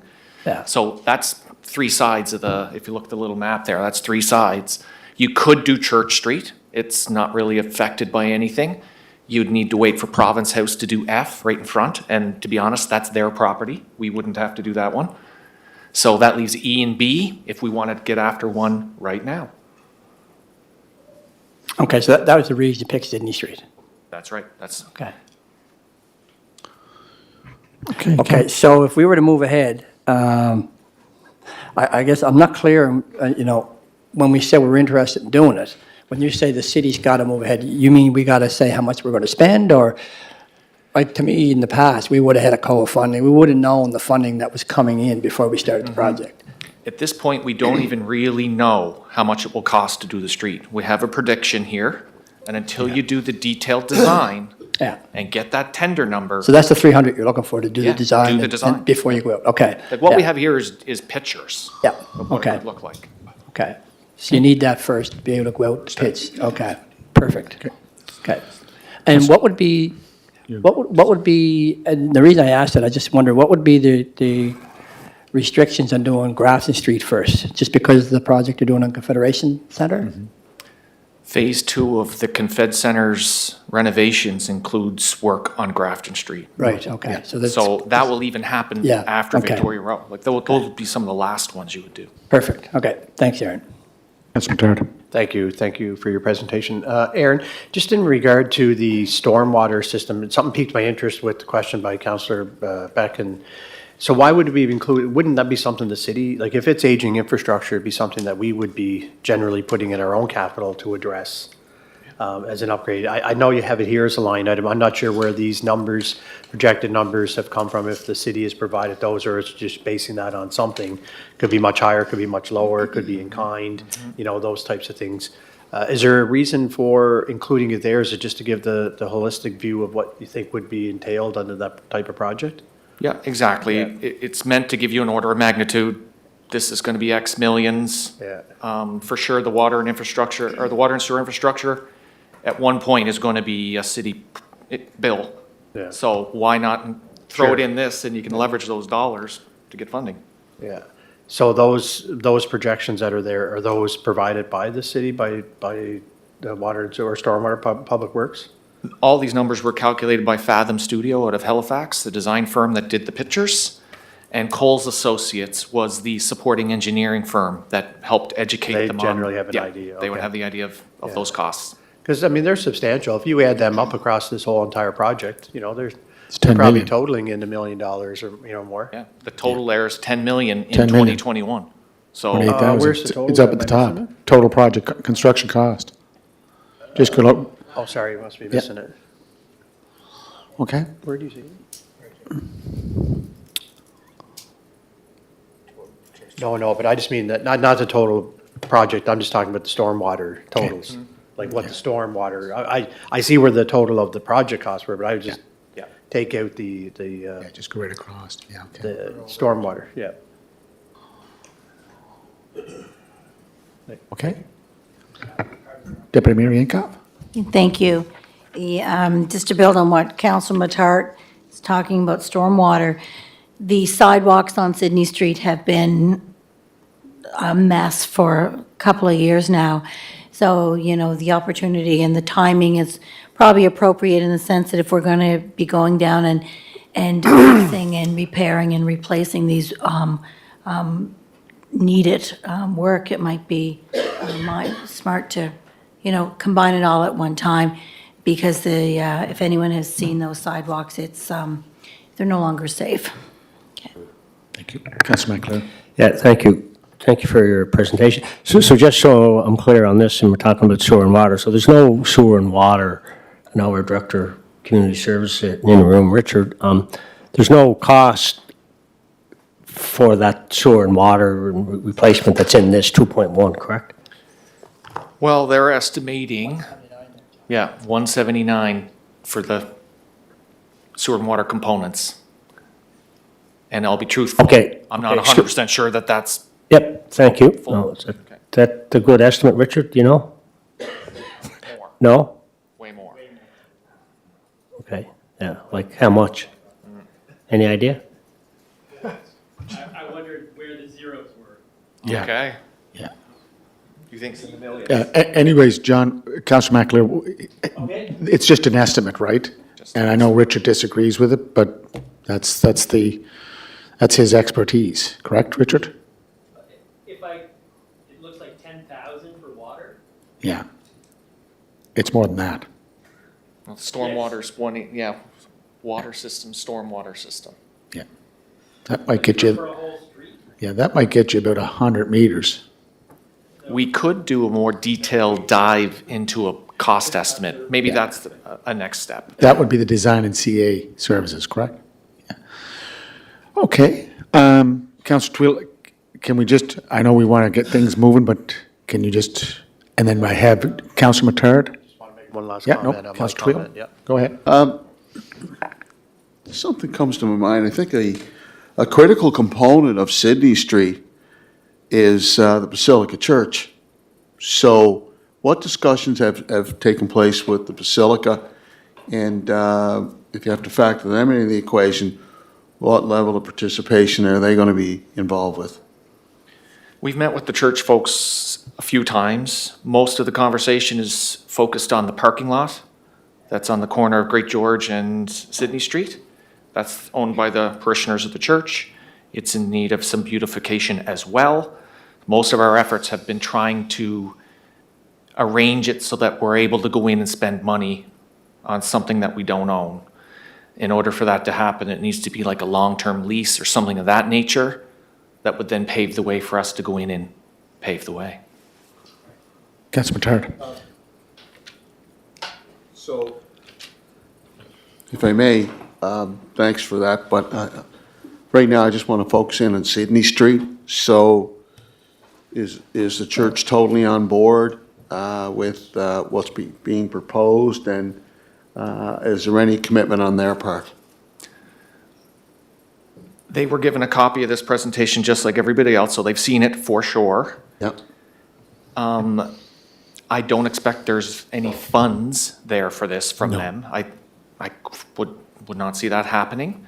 They have not voiced any opposition or concern, so I would assume if they're silent, like most, they're okay with it. Okay. So Aaron, just back to my point, I think what was raised there in the fact now that, Richard looking at that is the fact that when you're presenting this here to us, like, to me, it's probably showing us that we have work to do at the city side from the infrastructure on stormwater and water in these areas, despite this project regardless. So I think that's something that should be over here being addressed from our capital perspective, and it may show up this year in our capital. I don't know what's there yet. And then these numbers really should just reflect from 3 down to 9 in the sense of the real things that you're coming for. Because you said, well, I could go maybe back and try to get some hard numbers. I don't know if that would be any value because, we're going to have to pay for that infrastructure regardless ourselves anyways. So that was what I was trying to get at is, it looks like we'd be just budgeting and giving money to pay for what we're going to pay for anyways. So anyway, that's all I wanted to make for that point. It's a good comment. I just would add that, Councillor Matart, that's a real good comment. Like, if this study ends up on a shelf and nothing happens, then there's components here that would come to the city for sure. Yeah. And I guess I'll just, my last comment would be, if we do move forward, if there's some design work to be done, all those things that Councillor Tweel brought up, we would do that in partnership with you. So you'd have an advocate and we'd lobby the province and we go to ACOA meetings and we re-engage those discussions with the church. And that might be a partnership that is effective and maybe something that doesn't happen when you're typically doing over a street. So, thank you. Okay, Councillor Burns. Okay. Yeah. No, I just want to say, I don't think I would take that out, go from 3 to 9. I think I would include that in the project because we are going to be a partner if this moves ahead. So why have the extra cost? I mean, if we have to do it, do it all at once. Yeah. And that's part of our contribution to the project. Because we will have to, I wouldn't separate it out and still be a partner plus have those costs. So it makes sense to do it all as one project. Yeah. Councillor Duran, any comments? Is he there? At our meeting yesterday for the Standing Committee for Water and Wastewater, this is one of the issues that we're talking about. Redoing the water and wastewater system in the old 500 lots because some of that system is over 100 years old. I think there's some wooden pipes that still exist underneath in some parts of the city. Just a quick question. A couple of years ago, we talked about Sydney Street to mirror what's on Victoria Road, closing it from Great George to Queen. So would that be part of this proposal here? I would say yes. Okay. There seems to be people every year drumming up for that street to become pedestrian in the summer. It's a good idea in my opinion. Yes. But that's something for council to decide. That's your guys' Well, no, decision. but we also have a partner there that owns the parking lot. There are parking lots, there's parking spaces that have to be taken into consideration too, because at one point they wanted to just shut half the street down. Well, we can't do that. We have to have, a full mirror image of Victoria Row. And then I think the Fathom Studios looked at connecting them by Great George Street being the connector, so you'd have a nice horseshoe Yes, you're correct. presentation, so. This design will show you the streets half shut for pedestrian use, and then the other half's open so that people can access those parking lots you're referencing. This design will show that there is a loop created, so you Okay. could get in and get out a different way. It's all possible, but there are different landowners there, so you have to arrange that so it could all work. So just to clarify with you and Steve and Don, is the proposal only to cut half the street off? Is that what you're looking at, or are we looking at Fathom Studio that would close it all off? This plan shows half closed. Okay, Councillor Bernard? I think, memory serves me right, I think when this came up before, a fire had a lot of problems with closing the street, a lot of issues. Well, if we're going to be redoing the street like we did Victoria Row, that creates opportunities to address those fire issues. Well, see, I know there was a lot of, they had concerns with a number of different propane tanks that were outside the buildings and so on, and get fire to it, so. Anyway, it's just a point that came up before, and it was pretty, the fire department took it pretty seriously to not close it, unless that changes. And I can't remember now what these, I knew there was a lot of propane tanks outside the buildings, that was a real concern for them if a fire had started, so. Okay. Our Director of Finance Administration, you have your light on there? Thanks, Your Worship. I see through the chair to CADC and DCI, the biggest single component of the budget is hardscape, and just wondered if you might kind of speak to what makes that up. Hardscaping is the Unipaver bricks like we have in Victoria Row. For sure, it's more expensive than asphalt, absolutely, but it gives that ambiance and that feel of a pedestrian space. Those do cost a lot. Yeah. Thank you, Steve. Thank you, Don. Thank you, Aaron. Merry Christmas. Joyeux Noël. Feliz Navidad. Thank you very much. Good job, guys. So our next presenters are with the Guild. We have one mic for you, so Chloe, can you present your team, just for the public record? Oh, yes. And red means you're got a hot mic. We're on. Okay. So my name is Chloe Goodyear. I'm the Interim Executive Director of the Guild. Hello. This is my colleague Brian Markham, Operations Director, and Nick McLeod, who handles our accounts and finance. Thank you. Oh, here we go. Okay. Go ahead. Thanks so much for having us. I understand that you're in a little time crunch, so we'll get through it.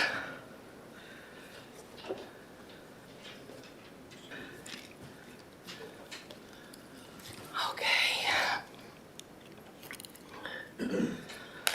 Can you do this now? Okay. Of course, I would like to begin by saying that we're so grateful to the City of Charlottetown for your support and your patience, particularly over the last 12 months as there's been so much upheaval and change and conversation around the Guild. As we said in our previous presentation, we feel we're presented now with an opportunity to really get into things with a great sense of optimism and meet the extraordinary opportunity to offer cultural service from the hub in the centre of our capital city. We're also really grateful to the province for the increase in operational funding that we received this year. We regard that as a great mark of confidence in our ability to gradually move towards sustainability. We're also grateful to the province, ACOA and Heritage Canada for funds that we received for theatre renovation, which again we take as a great indicator of confidence in the future. They're not the kind of moves that you make when you don't see things getting better. So, down to business. Next one, yeah. The Guild is requesting an increase of $62,000 to bring the total operational funding provided by the City to $117,000. This will match the province's contribution through Innovation PEI. That's an intention that was referenced in the MOU between the two bodies in 2004.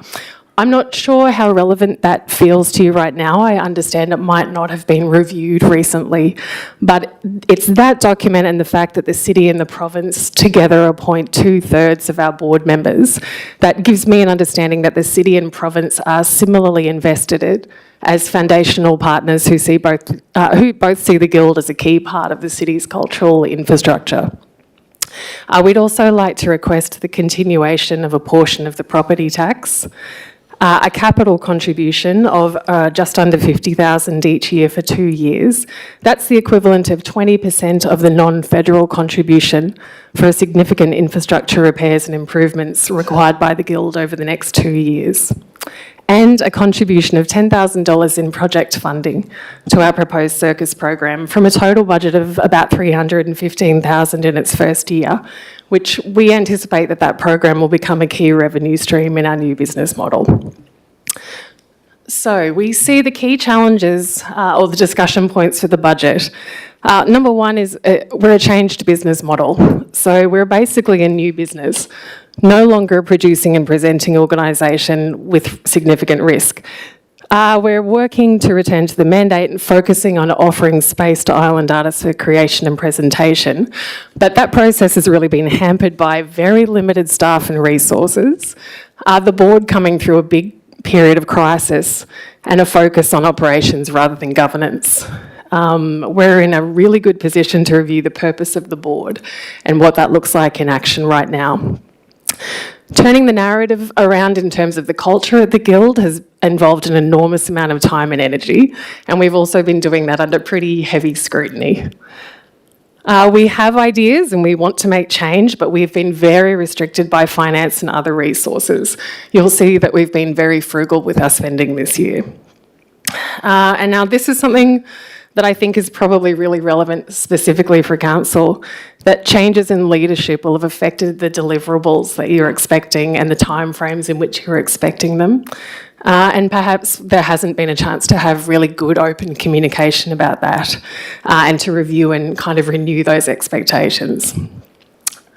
Number two, this is not unique to the Guild, but there's a secondary consideration. So we are providing space for artists, and in a post-COVID world, that's doubly challenging. So professional artists have had to take on other work.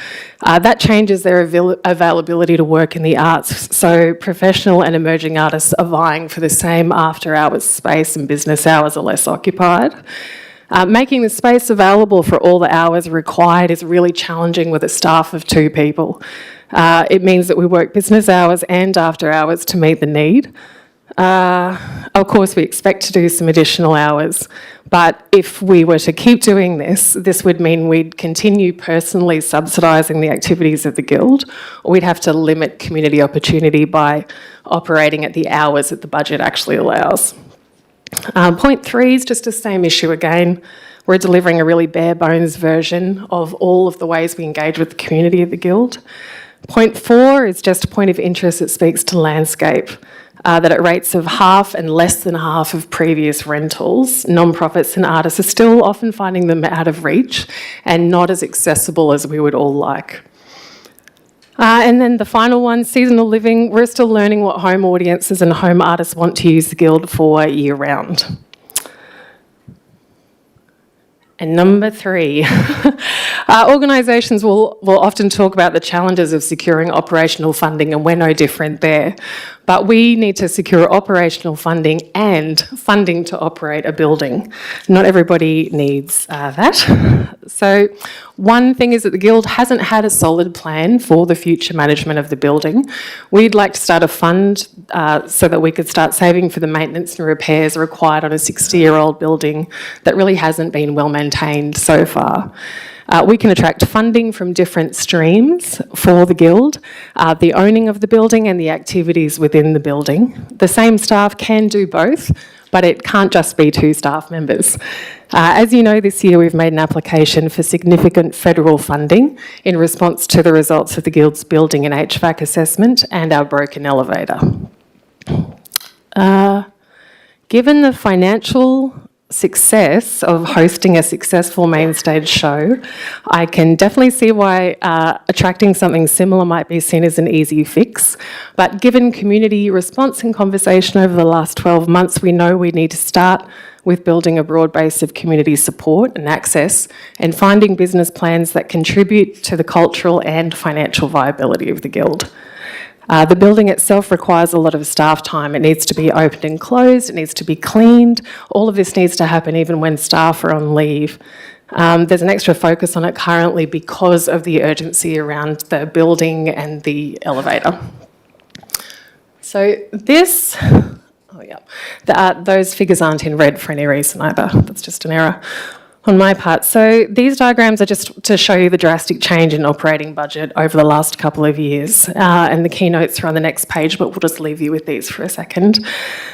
The overall total of provincial funding remained the same this year as last year, but we weren't expected to produce or present work. So there was a big reduction in the outgoings, primarily staff. Long-term tenant rental figures were increased with the letting of the gallery to This Town is Small. That also reduced a slight loss that the Guild was running and had a big impact in reducing staff time. Short-term tenant revenue is down, but use is up.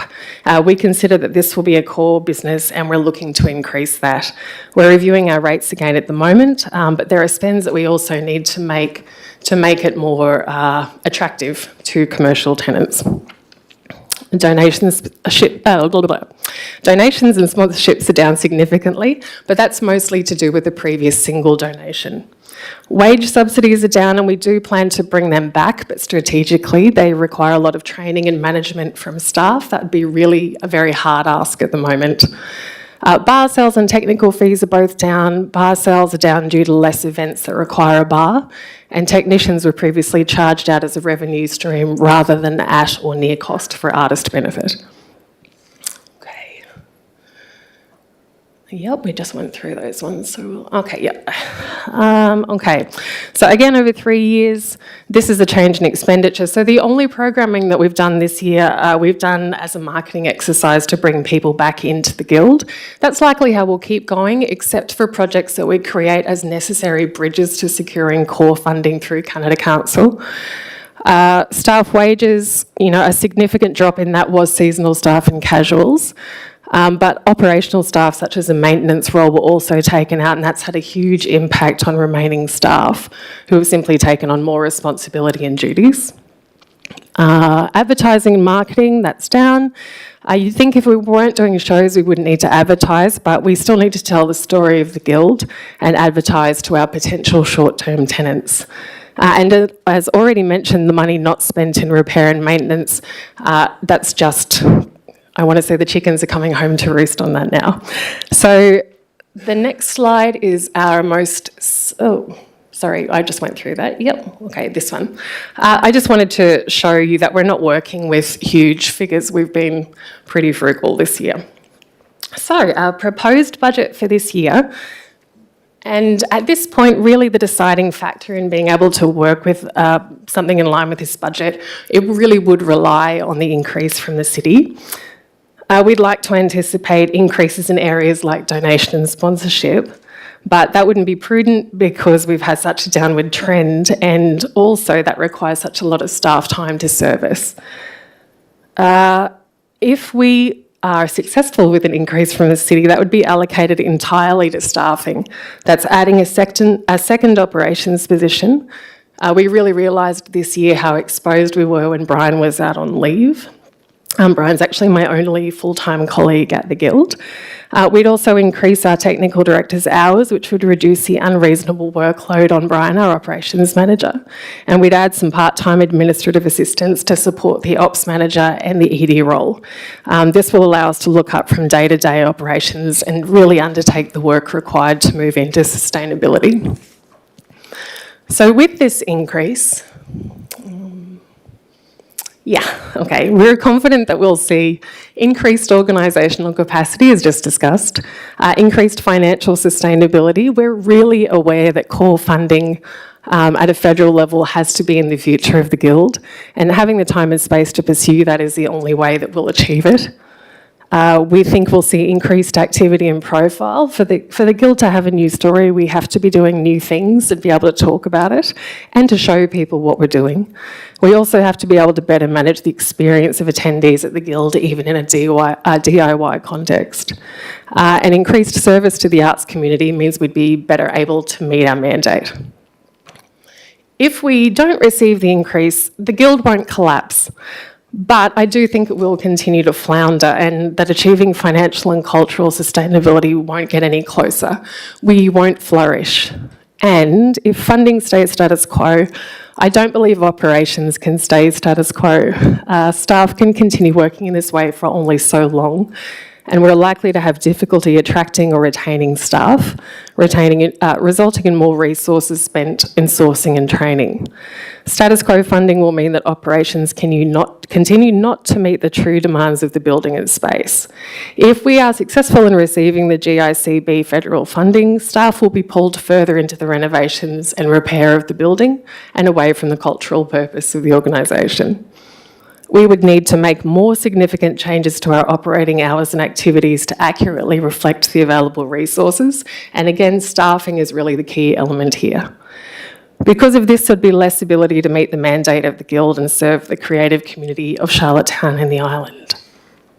Even with the funding granted, there'd be challenges ahead, but as I said in our previous presentation, we are up for that. And we see so much opportunity to grow the Guild into the organisation it was always intended to be. One resource I haven't felt we're short of since I started in June is goodwill. We just need your help with some of the other ones. So just to reiterate, we're requesting an increase of $62,000 to a total of $117 operational. The continuation of property tax support, around $49,000 capital contribution each year for 2 years, and $10,000 in project funding next year for programming. Thank you. Thank you, Chloe. Councillor McTarr. Just going to take some questions. Okay, go ahead. Thank you, Chloe, for your presentation. I'm just zoned in on page 12, I guess, would be the proposed 25-26 income. If you could help me understand the funding for municipal at 27.2, does that include the request for the funds that you're asking here today? I assume it does, based on Yes. projecting to get that. Yes, Okay. that's right. And my second question is, I just made an observation that when I look at your various, income streams here, your sponsorship and donations is one of your lower ones. And I'm curious to know why that is. From an arts perspective, we've heard, in my short time at council here, we've had a couple different user groups come in and request for the arts, and there's a lot of discussion around the importance of arts in the community, and now it makes me more curious as to why such a low number of, and I don't know what that comprises of, because we don't see the breakdown of what Yes. what $430,000 would entail. I don't know if that's $10,000 in donations a year or 100,000. It's not 100, obviously, but it's very low. Yes. So what about sponsorship and donations? Where's the Sponsorship drive? and donations, that's such a great question, thank you. That is an area that we really would like to focus on. We know there are a lot of, philanthropists who see the value of arts. One thing that is true is that you need a really good story and real clarity around your activities and your culture to be able to share with potential donors and sponsors. That, I know you're aware of this, that's been a challenge in the last 18 months. We really do feel like we're moving into an area where we can make that approach, and just last week we sent out our first official ask for the Build the Guild Fund. But again, it also takes quite a lot of time to service sponsors and donors and really put together good strategy around those campaigns. And since I started in June, I've been hugely occupied with just purely operational activities. And just final comment, it was noted earlier, when we have groups coming in and looking for support from the municipality, we see your other partners here are provincial. Is there any opportunity for any federal partnerships? And Yes. That could be from the arts community Yes, as well. thank you. That absolutely is. Again, that's such a great question, and I really appreciate the opportunity to kind of double down on this.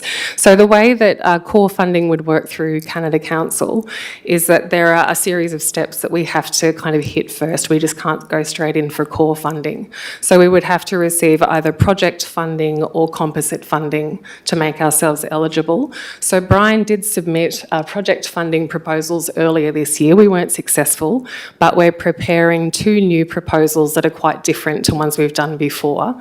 They're different art forms on the island. They involve broader community support, and they also involve some international partnerships, all things that we know Canada Council are looking for. So Canada Council, okay, thank you. Yeah, that would be the most Okay, significant thank you. I was just gonna take note opportunity. there. Thank you very much, appreciate that.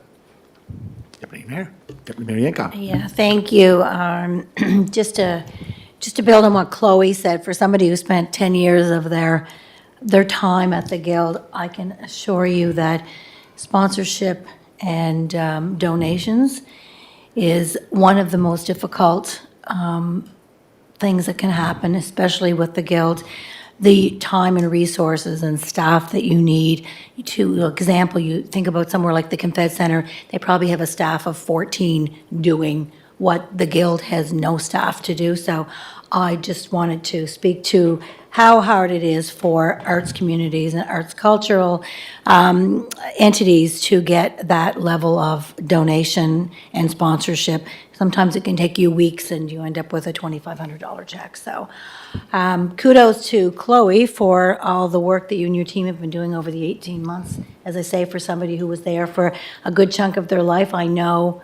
I know you know. I'm grateful for your files. Thank you. Councillor Drawn? Is he on? Okay. Any other questions? Well, Chloe and team, I appreciate all the work you're doing. I've been down a couple of times for events there at the Guild. I like the layout because that's how it was originally back in early 2000, and it serves that community purpose that you're striving to make happen. And as we go through the budget process, we will try to accommodate your ask. Thank you very much, Your Worship. Thank you. And thank you so much for your time, councillors and staff. Merry Christmas. Merry Joyeux Christmas. Noël. Feliz Navidad.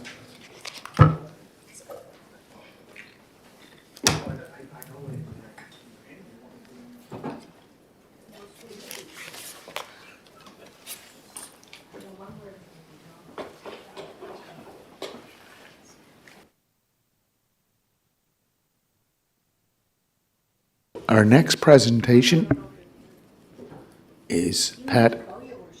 We're going to tag team because we have to keep quorum. Councillor Twill. Yes, we do, because we have Councillor Duran on the phone. 1, 2, 3, 4, 5. No, we have 5. Councillor Duran plus. So Councillor Twill's in the next room, he's being here in a few minutes. Yeah, Councillor Twill. No, we need 6. That includes me. Is Pat and the elephant out there? I think they might have forgot.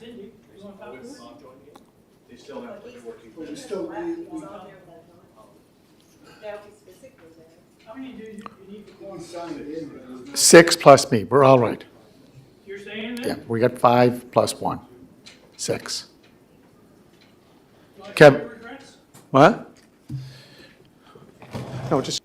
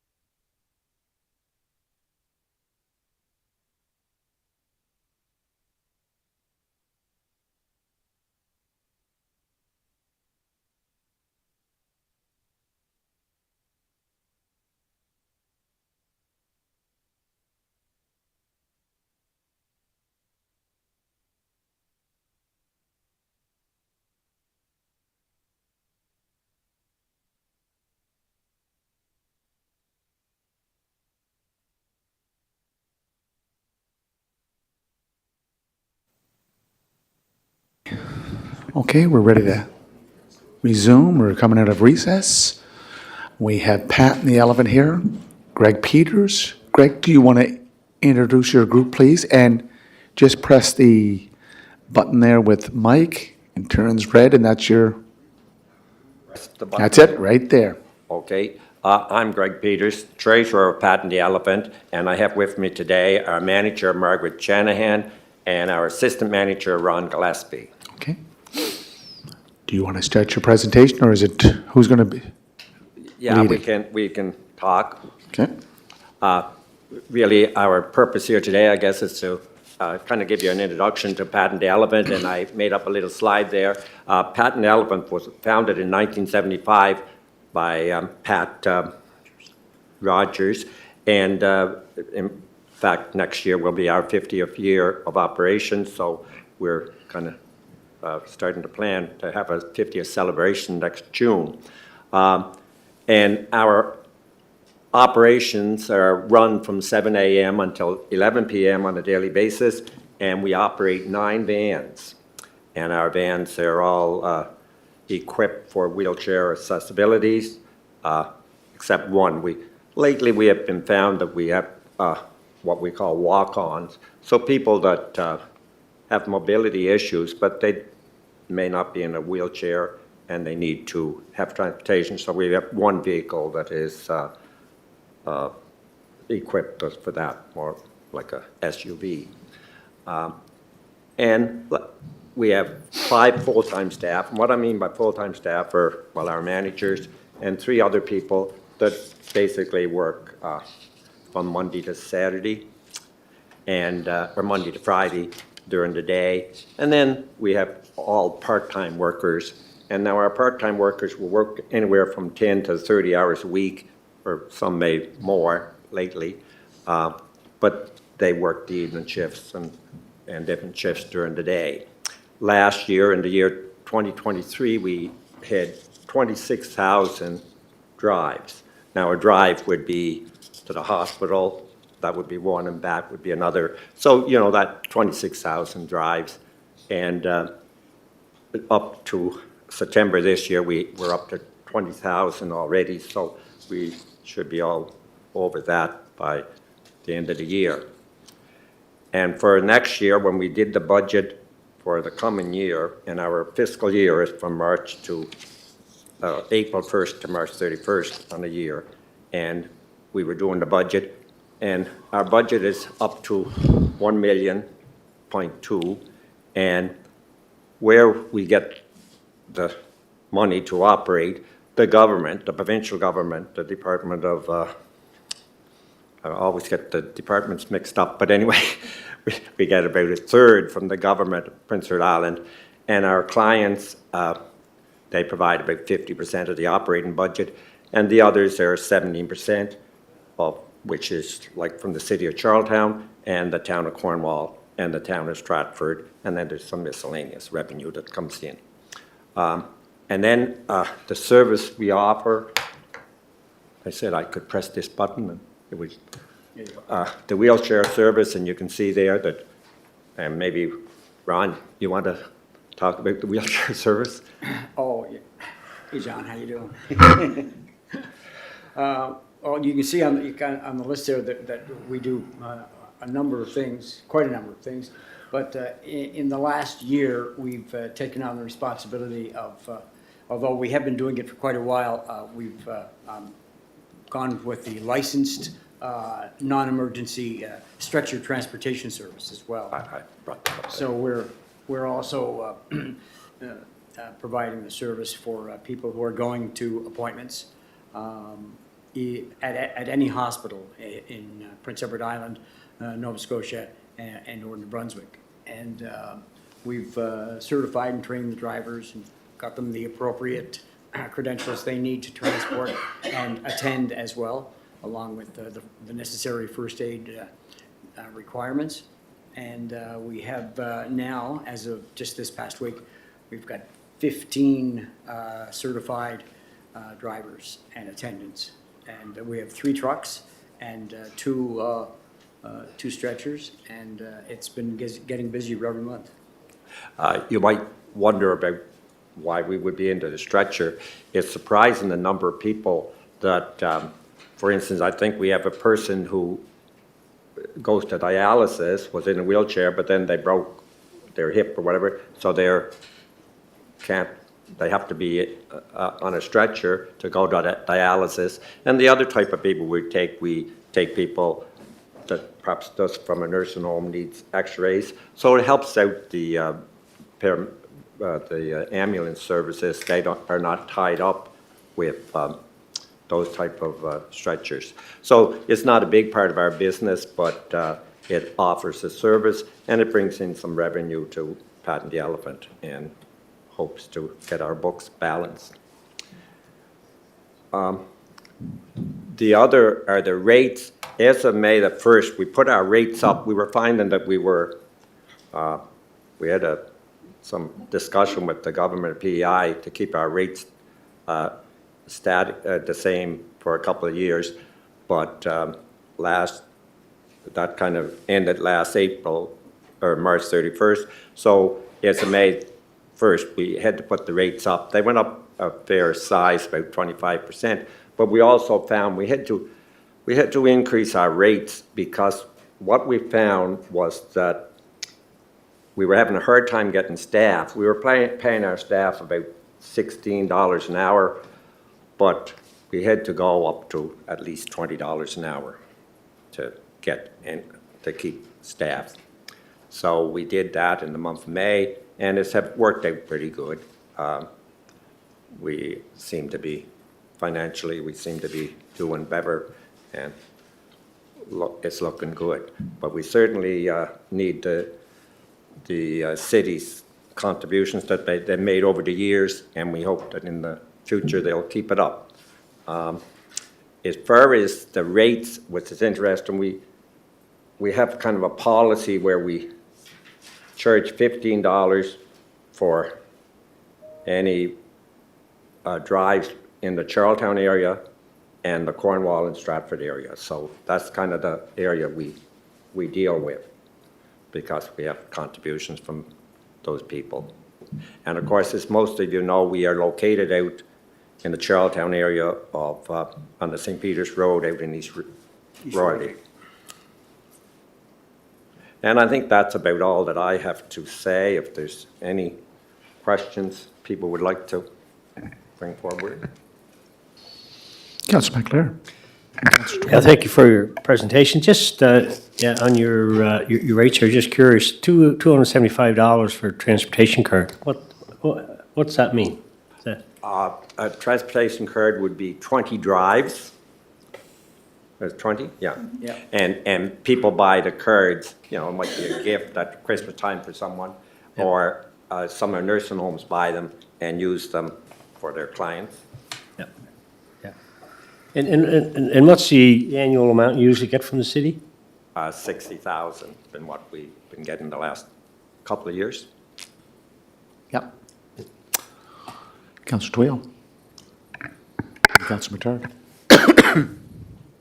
Oh, thank you for being here today. You referenced Pat Rogers. I knew Pat Rogers, knew her very well. And Pat has left quite a legacy. Yes. She sure has.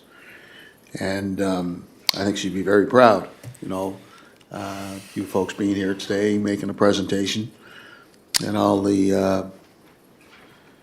know, the tremendous service that you provide in the greater Charlottetown area. You know, we often read in the news, I just want to do a bit of a comparison. Sometimes you hear from the taxi industry or people saying, you know, they want a more comprehensive service from the taxi industry. I know that your service that you're providing is very comprehensive. It's very comprehensive. It's all inclusive. It's professional, and I know you're under a lot of pressure as well. You know, the challenges don't go away. In fact, they get much greater. I looked at your hours of operation, 7 to 7. You also talked about how challenging it is for your staff. I mean, they've got their own lives as well, and it's hard. I don't believe, a 24-hour service would be out of the question. But in terms of hours of operation, do you find that challenging when people are calling, looking for that service? Because let's face it, Pat and the Elephant does play an indispensable role in helping our people, persons with disabilities. You do play a very indispensable, extremely important role here in helping transport our citizens to the destinations, and you've outlined those destinations, and that's quite lengthy. I was taken back by that list, and I don't think that list is going to be reduced in any which way, shape, or form. I think it's probably going to increase as the years go on. But in terms of the hours of operation, am I being realistic suggesting that that could be expanded, or is that too much of a challenge for the staff and for what you're trying to do from an operational perspective? Right now, we say our hours of operation are 7 to 11. We have dialysis, so we're on the go 6 o'clock in the morning. So we start at 6. We've had calls where we have airport calls or hospital calls at 3 o'clock in the morning. And as long as we know you have a need to be there at a certain time, we'll be there for you. But as a non-call demand, that for us right now, it wouldn't be feasible. We would need more input from the city to help financially make that a go.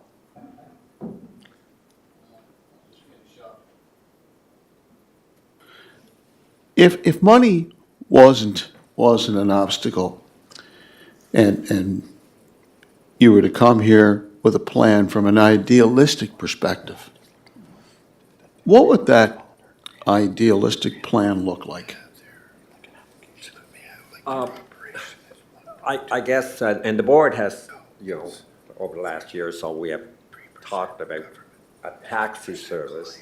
Now, and what Margaret said was, Pat and Ellen, we almost need to know a day or two ahead or a week ahead that you want to book the van to go somewhere, But a taxi service would be where someone would have to be in the office at 12 o'clock at night, and the phone rings and they want someone, they'd go. The board has talked, and by the way, the board is made up of nine individuals at present, it'd likely be 10 in the near future, and right now there's 2, but usually 3 are the people on the board, but that's the requirement, is that 3 have to use the service, be disabled and have used the service.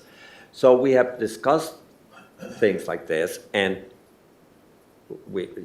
like whether it would be possible, whether you operated 24 hours a day, or whether you said for a trial basis, maybe you go on a Friday and Saturday night until 3 o'clock in the morning, which will just add 6 hours basically to it.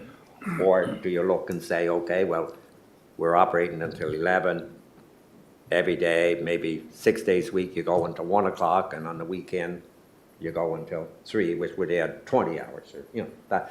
So those are some, but there've been no really concrete discussions as yet. But I know the last couple of board meetings we have talked about it and said there may be a need there, and that municipalities are beginning to ask, and but it would have to be funded, I was just saying to John there earlier that, it would be at least about $50 an hour or so to pay our person and the overhead. So it would, at least I would think, but we'd have to give some cost to it. Councilor Tarrant? Thank you, Your Worship. Thank you very much for coming in today. And I apologize if I missed the request. So is the request to continue with grant funding for the 60,000 annually? Is that what the request is for? Well, we request at least the 60. Okay, 'cause I didn't see If you specific. feel- Sure. If you feel no. you'd like to increase it. Yeah. What? Okay, so that is generally the request is at the Yes, very least. I think we sent a request back in, maybe in October to the city here. Yeah. to Yeah, I think we renew do. the We- request. I'd like to ask through to the, to the Director of Finance. So Dan, in this particular case, would this go through, do we do this typically right now in our grant management fund? Like where we have the, I think it was like, what do we have, 500,000 in the grant fund that we go through the application process and allocate out based on the criteria? Yes, Does Pat thank Nelson you. fall into that? Through the chair to Councillor Matart, we have a $400,000 budget allocation, which is essentially spent at this point in time. Just had a quick look through the budget book, and I know we supported Pat and the Elephant in the past, but I wasn't able to identify specifically which area. We do have a few different sections. The community grants, that 400,000 is in the finance budget, but that wasn't listed in the budget book, so I'll have to get back to you on that. Maybe Jessica wants to chime in.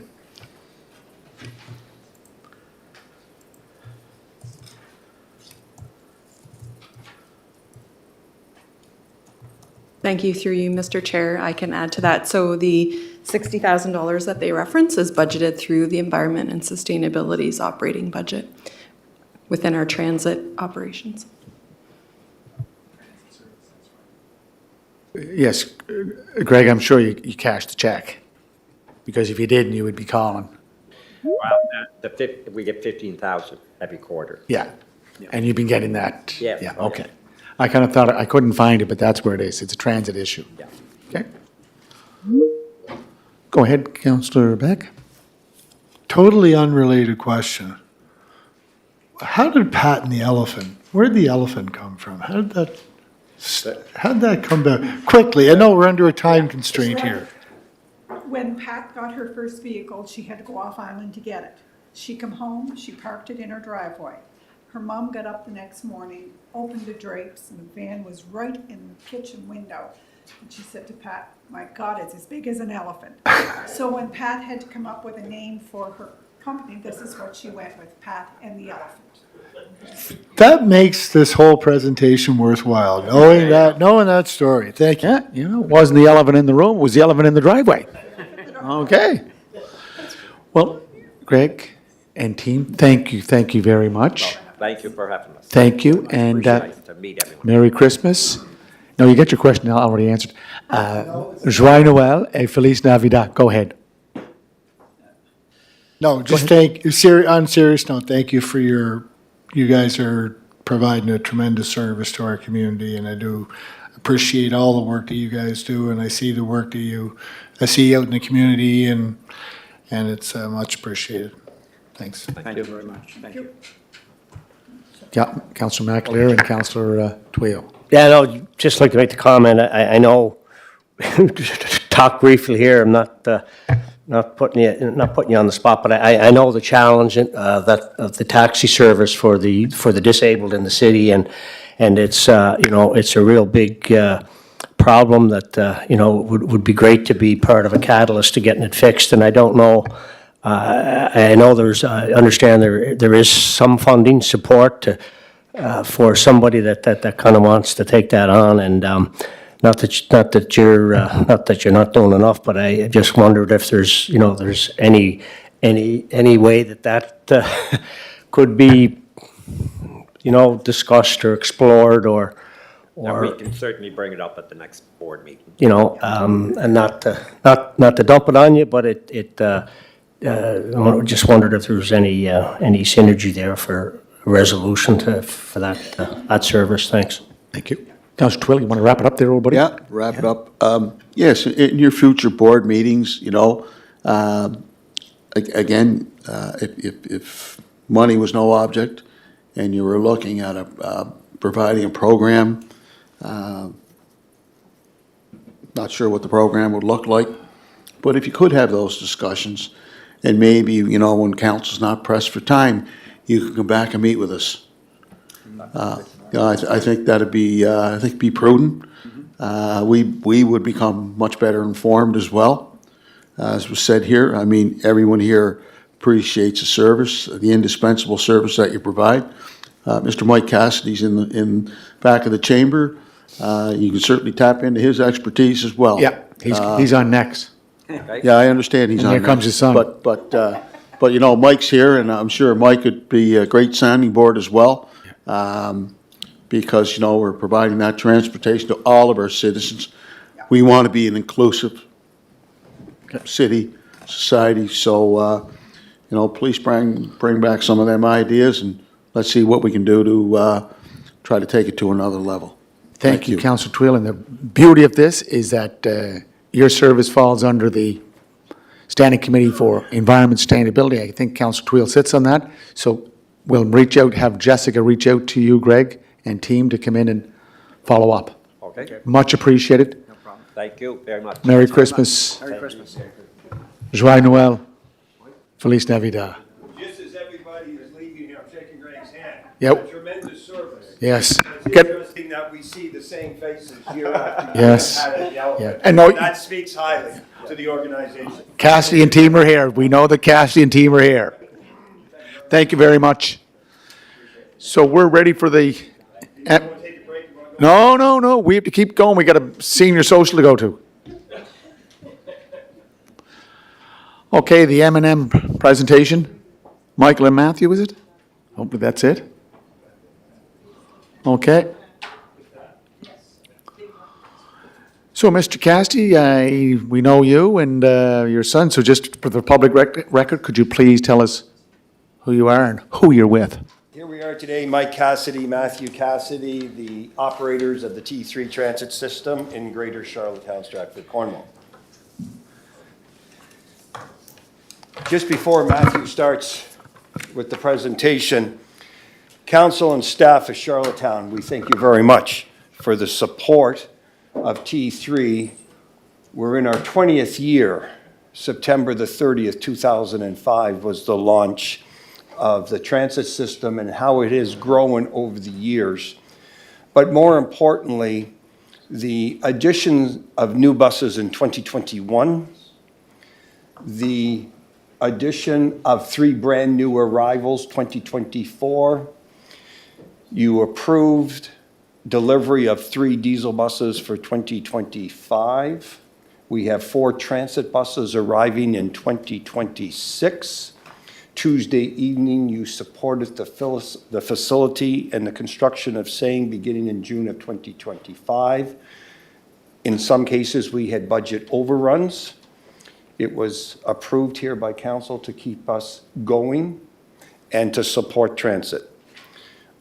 Our company, our staff, our customers appreciate what has been done.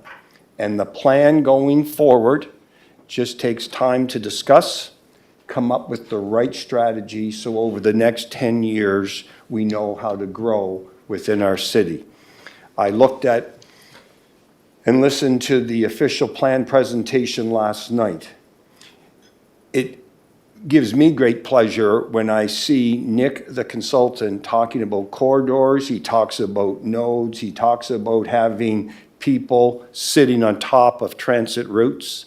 Our system in Charlottetown is very, very well positioned today for the growth that we're going to see in our plan over the next 10, 20, 30 years. So please, if I could just turn it over to son Matthew. Thank you, Matthew. Thank you, Hello. Mike. Go ahead.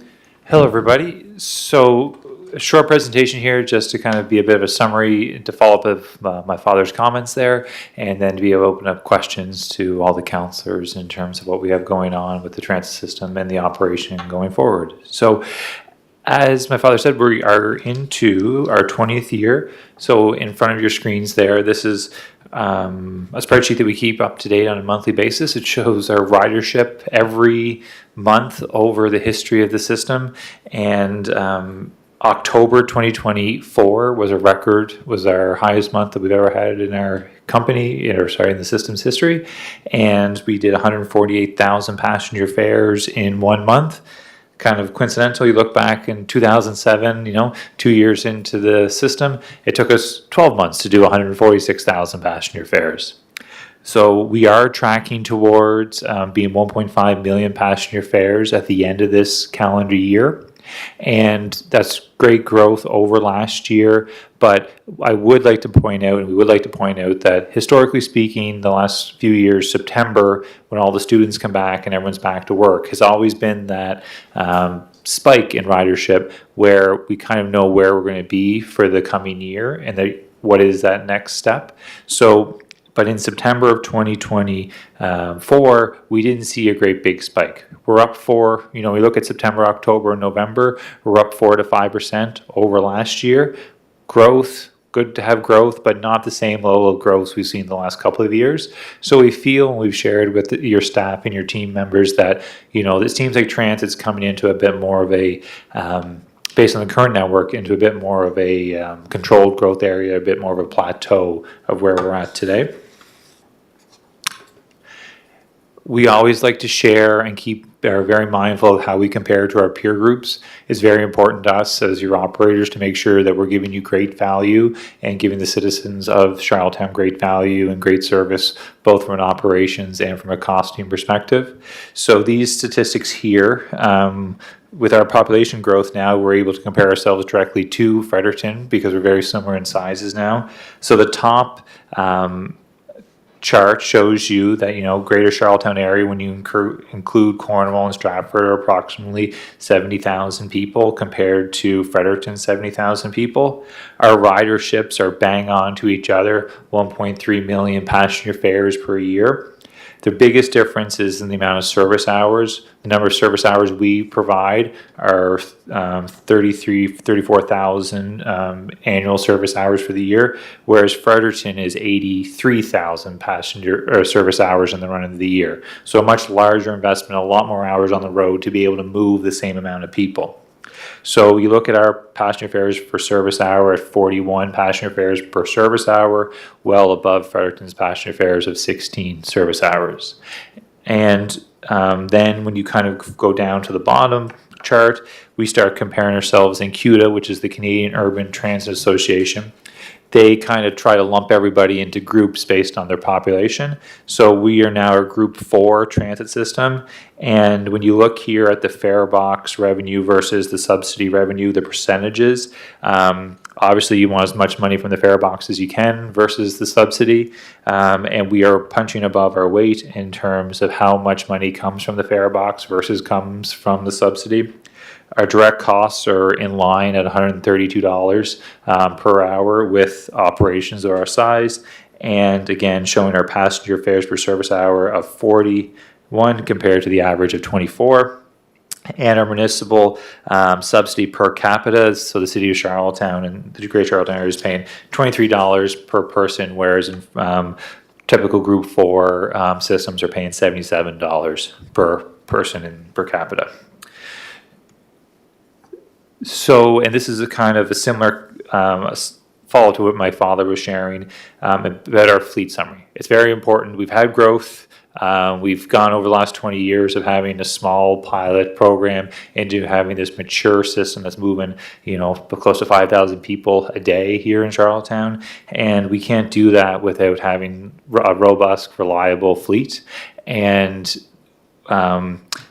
it took us a while to start getting new transit buses, and now that we have, we got 6 new transit buses that came in 2021. They were the first times we ever had brand new transit buses arrive in our city. There's 3 new transit buses that just went in, that arrived about a month ago, and they're running up and down our streets now. So we have 18 full-size transit buses in our fleet today. 9 of them are 2021s and newer. The other 9 buses are used buses, and they were end-of-life buses from other transit associations in Quebec and Ontario that we purchased and got on the road. They were purchased, as you can see here, the summer of 2023, and this time last year in December of 2023. So we send 14 full-size transit buses to work every day, plus 2 minis. We have 18 transit buses in our stables. That gives us 4 spares. That is just enough spares to kind of get through what we're doing today. So when we look towards our future plans and you're making decisions about where we can go as a transit association and a transit system and where you want to make your investments, it's important to understand and see that, that there is 3 more diesel buses coming December 2025. There's 4 electric buses that are arriving in the spring of 2026. By the time the building and the infrastructure is in place, maybe that's July when they're in service. But whenever one of these new buses shows up, there's a bus that's on the road today that needs to be retired. So the orders that are in the system and approved today don't allow for expansion. This is just in terms of, it's just fleet replacement to be able to keep what we're doing going today. And that is also assuming that 2 of the 9 buses that we have on the road today, which were purchased as the end-of-life buses from other organizations, will be on the road until 2027. And that is a concern of ours, and we are doing our best to make sure that that happens, but we are on borrowed time when it comes to those vehicles.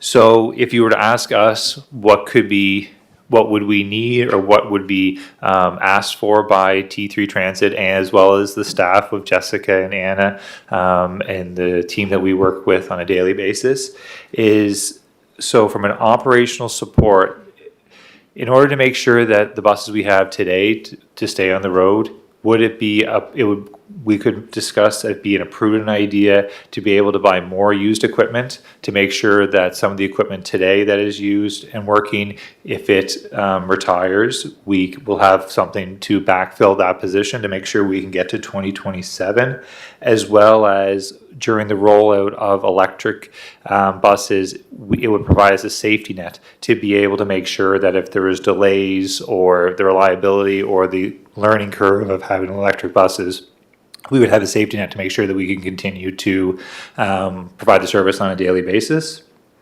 And as I previously discussed, as we add buses, the buses that are coming into our fleet are replacing the buses that are on the road today.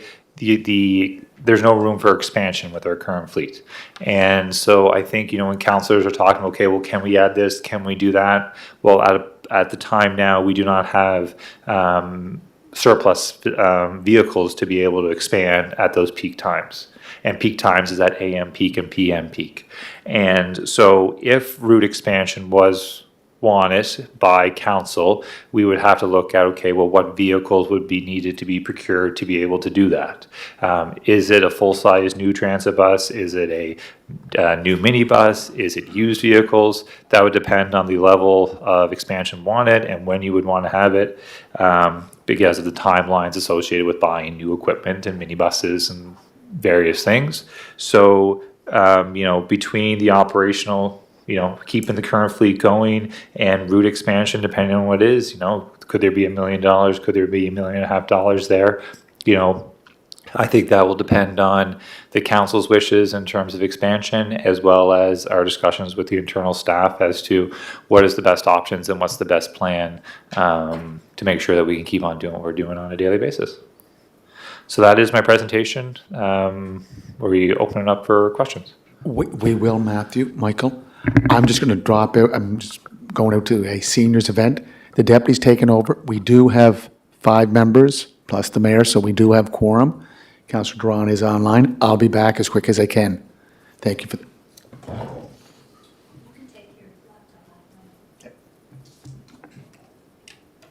Just put yours.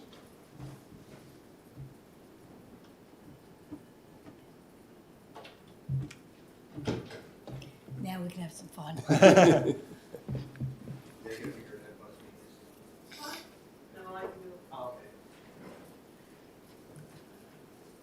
We didn't take that. Okay. Good. Yeah, we're paying attention, it's gonna warrant. Great. Thanks. They all know you anyways. Oh, too well. Thank you, Mike and Matt, for your presentation. I just want to ask a quick question regarding, it appears then the request might be for $1.5 million to be able to purchase additional used vehicles. What would that equate to in used vehicles? 2, 3, generally? Councillor, depending on where we can source the vehicles, the condition that they're in when we do source them. At the 1 million or the 1.5, if we got a couple new minis, plus used 40-foot vehicles, the two minis, Matthew, on average, wheelchair accessible mini today would be how much? Probably, again, I think they were around like 350 when we bought them last time. Okay. So 350 So Counselor, depending on times the 2 is combination of what- 700. Then can we get another 3 to 4 used 40-footers? Okay, thank you. And then just the other clarification, because I didn't quite, I was following you up to the point where you have 7 potential new ones coming in 25, 26, and 9 old ones that are older than 2021, I believe it was? There were 2008 buses. Yeah, 2008 buses. Yeah. So obviously in with the new, out with the old. But you said you would, I don't quite understand what it means. The current older means we need to keep that bus on the road until 2027. So, 2027. So if we were to get 7 new buses, Yeah. we would think to decommission 7 old ones. Yeah. But you got to keep them on for, why do you have to keep them till 2027? Well, there's at least 2 of the 9 that need to stay until 2027. Okay, just, that's what you mean by that. Okay, okay. I thought there was some reason why we had to keep them operational for another couple of years. And then just final. That's why when Matthew says, this is where we're trying to estimate the service life of the 2008s. Yeah. We are making the assumption, and I could say making the assumption mathematically, we have 9. You have 3 for us next year, 4 transit, electric the year after makes 7. So Yeah. we remove 7. And then keep 2. And then we still have 2 of these seeing their end of useful life to try to make sure we can keep them going until 2027. And of those 9 that we're indicating in 2008, that mileage, that's an average on those buses, obviously, of 1 million. They're roughly running about 1 million, somewhere between 850 and 1 million on miles on those right now? Yeah. And the life expectancy. Operationally, everybody, here's my story of Monday morning at 5:45. I'm with manager Humayu in the office, and one of our drivers, Nassim, comes in, and he says, I'm assigned unit 83, it's in the yard, but the mechanics put out of service on it. And I said, well, more than likely, Saturday, Sunday, they were doing the service, and they've got a sign on it, so Humayu, what bus can we give Nassim? Looks to his list, and he says, take number 75. Driver Nassim comes back in 3 or 4 minutes later, that's in the garage with an out of service sign on it. So there's one driver getting to number 3 bus to get out the yard for 6:45 positioning downtown. Yeah. That's how tight it is where you have a limited supply of spares and you have an aging fleet. Sure. And Monday morning was tough. Now, we're fortunate, mechanics come in, we had the parts, they had the skill set to get the buses fixed, and we got through it. But that's how tight things can be in an operation our size, with limited resources. Yeah. Okay, well, thank you. I was looking for those clarifications. Thank you. Go ahead, Councillor Twill. Mike, you had an opportunity to listen to the presentation regarding the official plan, and you referenced the corridors and the nodes. So if you're to look, say, 5, 10, 15 years down the road with the projected growth and development in our city, of course, transit playing a critical role in the growth and development of the city and moving our residents from A to B. What was the thing that really struck out at you that, or excited you in terms of where we could possibly be in that 15-year period? Councillor, it's a good question, and I've got the answer, because when I watched it on the screen, as soon as they brought up the nodes, and if councillors recall, there's quite a few light brown corridor colors when they brought that up, but when you see nodes, the darker brownish color, it's very concentrated in what I call that Capitol Drive and University Avenue, the Royalty Crossing Mall. And when they brought up transit, we were working on a development in that area that some of you people know about. And with the developers that I know that are either developing now, have plans for development, there are 4,000 units, apartment units, scheduled for that greater area. Could I please say Mount Everett Road, in behind Canadian Tire, Spencer Drive, when you're on Capitol Drive right across from Rod's, when you're down on Princess Auto right across from Princess Auto, what we may know here today as Slick's Land. There's 4,000 units scheduled. Now, it may take 7 to 10 to 12 years to develop, but I remember saying to the mayor, where if you take close to 4,000 units at 1.5 people per unit, you've got 6,000 people. And if you look at our population growth, and I still say Charlottetown could be close to 50,000 right now, even if it's 48,000, 47,000, a huge component of our growth is going to be within that node area. You don't need a car if you're living in the node area. Everything is there for you, and you have an excellent transit system. We could take our 2-bus system right now, that's 15-minute service on University Avenue. We could add a 3rd bus on the avenue, stagger the departure times, and we could cover all of the avenue in behind the Royalty Crossing Mall, back down the avenue on a 45-minute cycle, and we could still provide 15-minute service on the avenue. One extra bus. The way our system is set up, it's like a Lego system. One extra bus. And part of the things that we are thinking about, and if I could ask Matthew to go back to the Fredericton example and the Greater Charlottetown example. Council, we ask this of you. Yes, we would like to have some extra money for next year for the fleet and a safety net, and there's priorities for expansion. We have priorities. The staff of Charlottetown have priorities. And to even get those top 2 priorities that we have listed, could we have expansion there? But we have to ask council, please, you have to set the direction and the size and the scope for T3 transit going forward. If you look at the slide where you have Fredericton and the amount of ridership that they have, slide 3, please.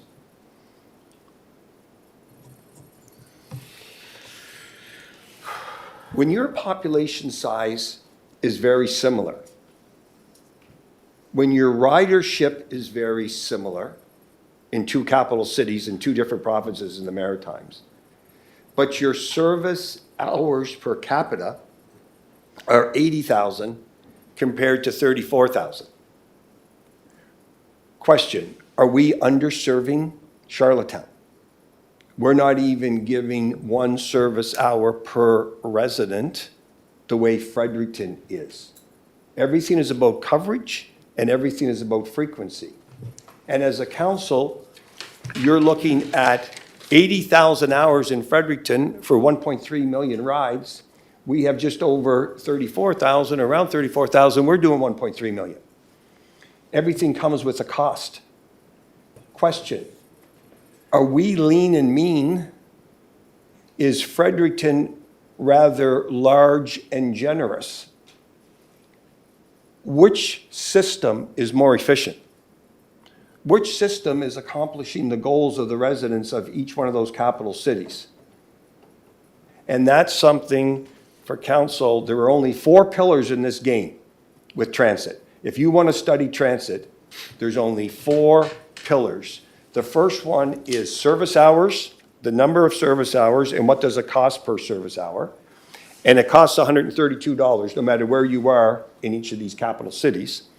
But how many service hours do we want to set up in our system? What is the cost per hour? What are the passenger fares per service hour? And how much fare box revenue do you get? Because that's the only 2 parameters. How many service hours? How many passengers per hour are using the system? To us in the past 19, 20 years, that's been our performance criteria. Then we just have to look at the 2 pillars that hold up service hours and that hold up passenger fares. We need a municipal subsidy threshold where the council is comfortable providing X amount of subsidy, and they know and understand coverage and frequency, and they determine the amount of coverage and frequency that they want for their city. It's obvious to us that Fredericton must have a lot more coverage, a lot more frequency, but they have a lot of buses that have to be running around the city that are not quite full. And we've been criticized in the past that we've been running around the city with buses not filled. But if you ask anybody today, they see full buses. The other pillar, the fourth pillar, please, is the capital expenditure budget of council. And how much money do we have in the capital budget to be able to support the system that we want to see in our city? And do we have available federal, provincial government funding?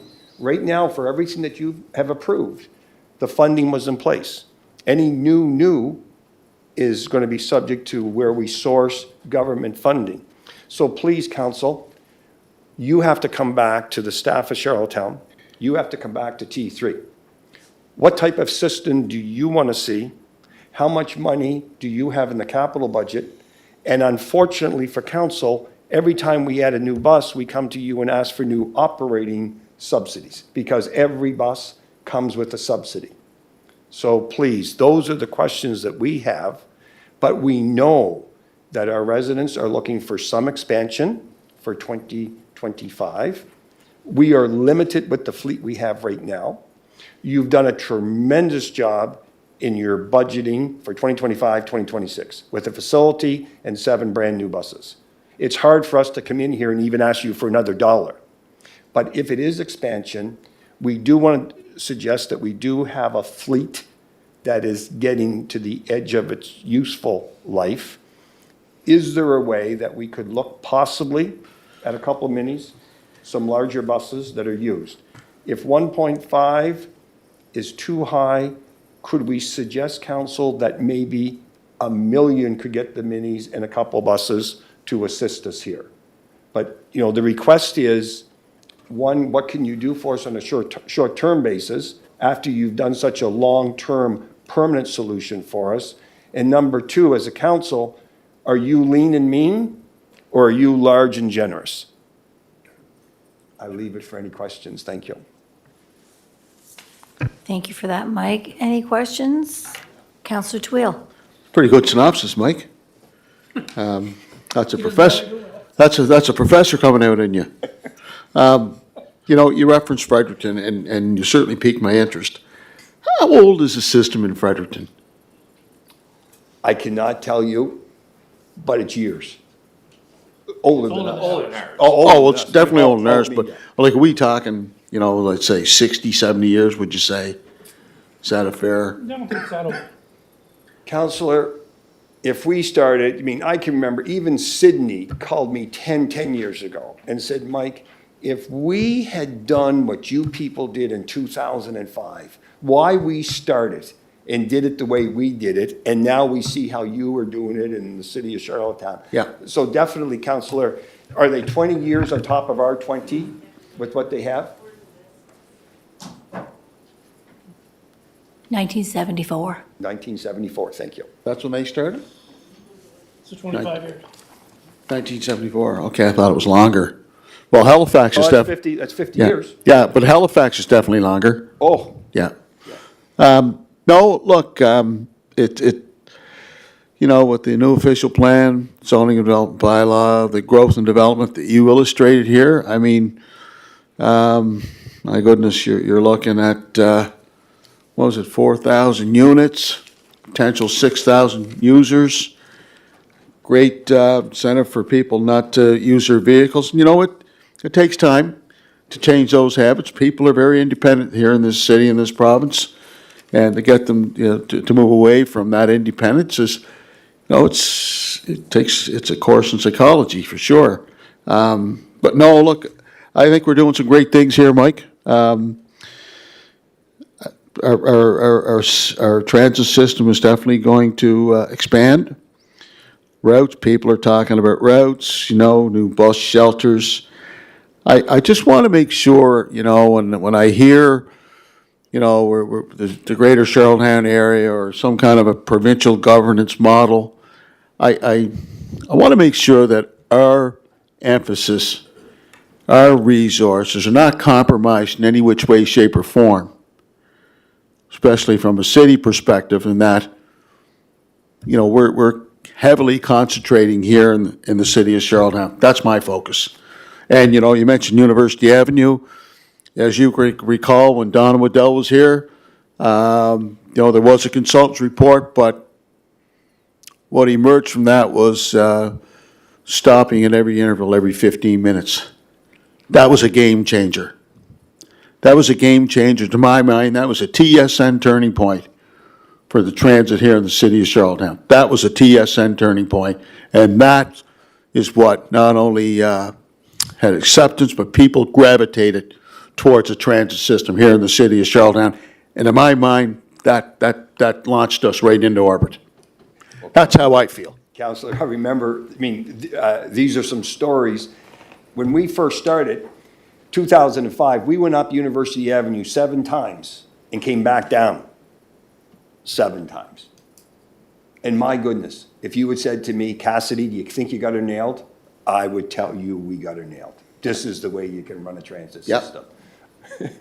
We changed that to half-hour service because we got an extra bus on the avenue, and we doubled our ridership. Frequency does count. Councillor Tweel, I remember you fought for the operation because it was rather unique for an operator to say, I think we should do 15-minute service on the avenue. Yeah. And that was hard for people to get their head around. We're Charlottetown. But it was there, we thought. And of course, we add another bus to the system and we get 15 minutes. Yeah. No, we do not double again, but we go up 25%. Now, today, you're doing close to 4,000 passenger fares a day on the avenue. And you take bus number 2, bus number 3, and bus number 23, don't think they're lightweights. They're doing 800 passenger fares a day each on number 2, number 3, and number 23. Yes, those are the 4 major routes. They get a good percentage of our service hours. We operate a system here in Charlottetown where 15% of our service hours are still in areas where we are on the streets and not getting the best ridership, but we should be on those streets. We should be on those areas. We're only getting 2% of our ridership and we're spending 15% of our service hours. No matter what you do in the future, I have always thought that this system has been lean and mean. I've come in front of you for 20 years and there's limited resources. You're having meetings today and everybody is asking you for something. There's not enough money to go around to fill everybody's Santa Claus needs. I realize that. But we have tried to be good managers of your system. We ran it as a business, and naturally, we run it as if it's our own. You have to decide if that's what you want to do in the future. That's up to council, and have to be lean and mean. We never made this a shotgun approach. We were a rifle approach. Yeah. We stayed focused on what we had to do. I remember the stories of the railway. We wanted rail, and we wanted spur lines in every goddamn community. And you know where that got us as a country. We were bankrupt. And when we started transit, I remember people telling me that story. Be careful. Go where the need is, and don't make it political. And you have to be so careful, please. Right on. We have to treat it as a business, and I know that's hard when I speak to you as a council, but you have us as your business, trying to treat it as a business. And we are so proud for what we do. We had somebody that thought the service was very poor in their area. We went and met with them. They didn't quite understand the service that we do provide in the area. But by sitting down with the person and explaining where we are and how we do things, everything got solved. But we have a lot of growth.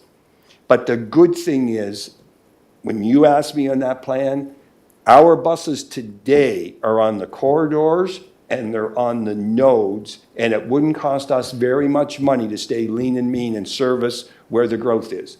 There's one area in our city that does not have coverage. It should be a priority for the expansion for 2025 if we are lucky enough to get the equipment. And there's going to come a day where you have to look at 7 days a week for transit. Good. Thank you for that, Mike. Any other questions? Go ahead, Councillor Martart.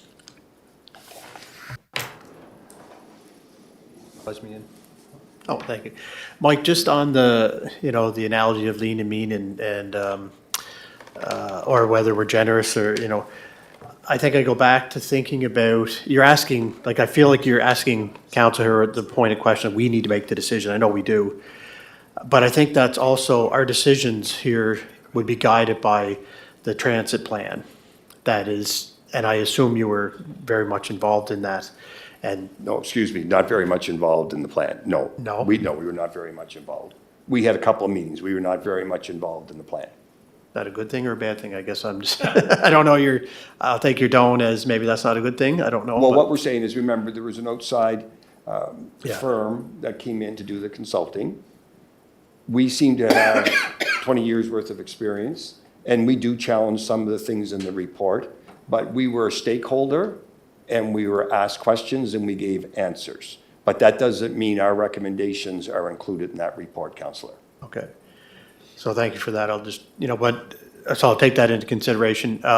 But what I was getting at there, I mean, for us as council to help us, to hear what you're saying today, it makes perfect sense. And, it doesn't seem like a rip and ring type of approach that you're trying to do here. You're thinking about the city, you're thinking about our financial position, you're thinking about yourself from a business perspective, our partner, all of those things and sounds like you want what's best for the city and the gooder and for the better of our citizens and ridership.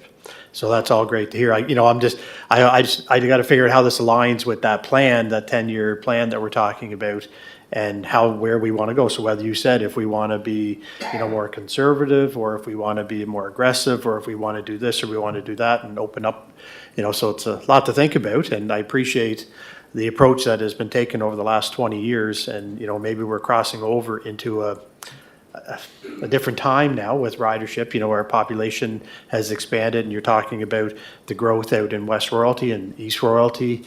It's expanding exponentially. I think you said roughly 4,000 more or condominiums or apartments. Apartment units out in that area.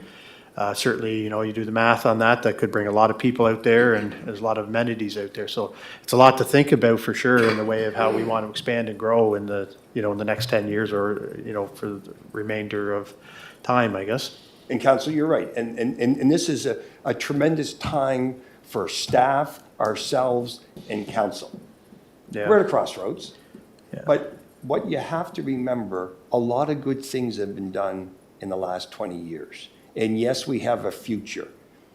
2005, when I walked out of here, there was no future.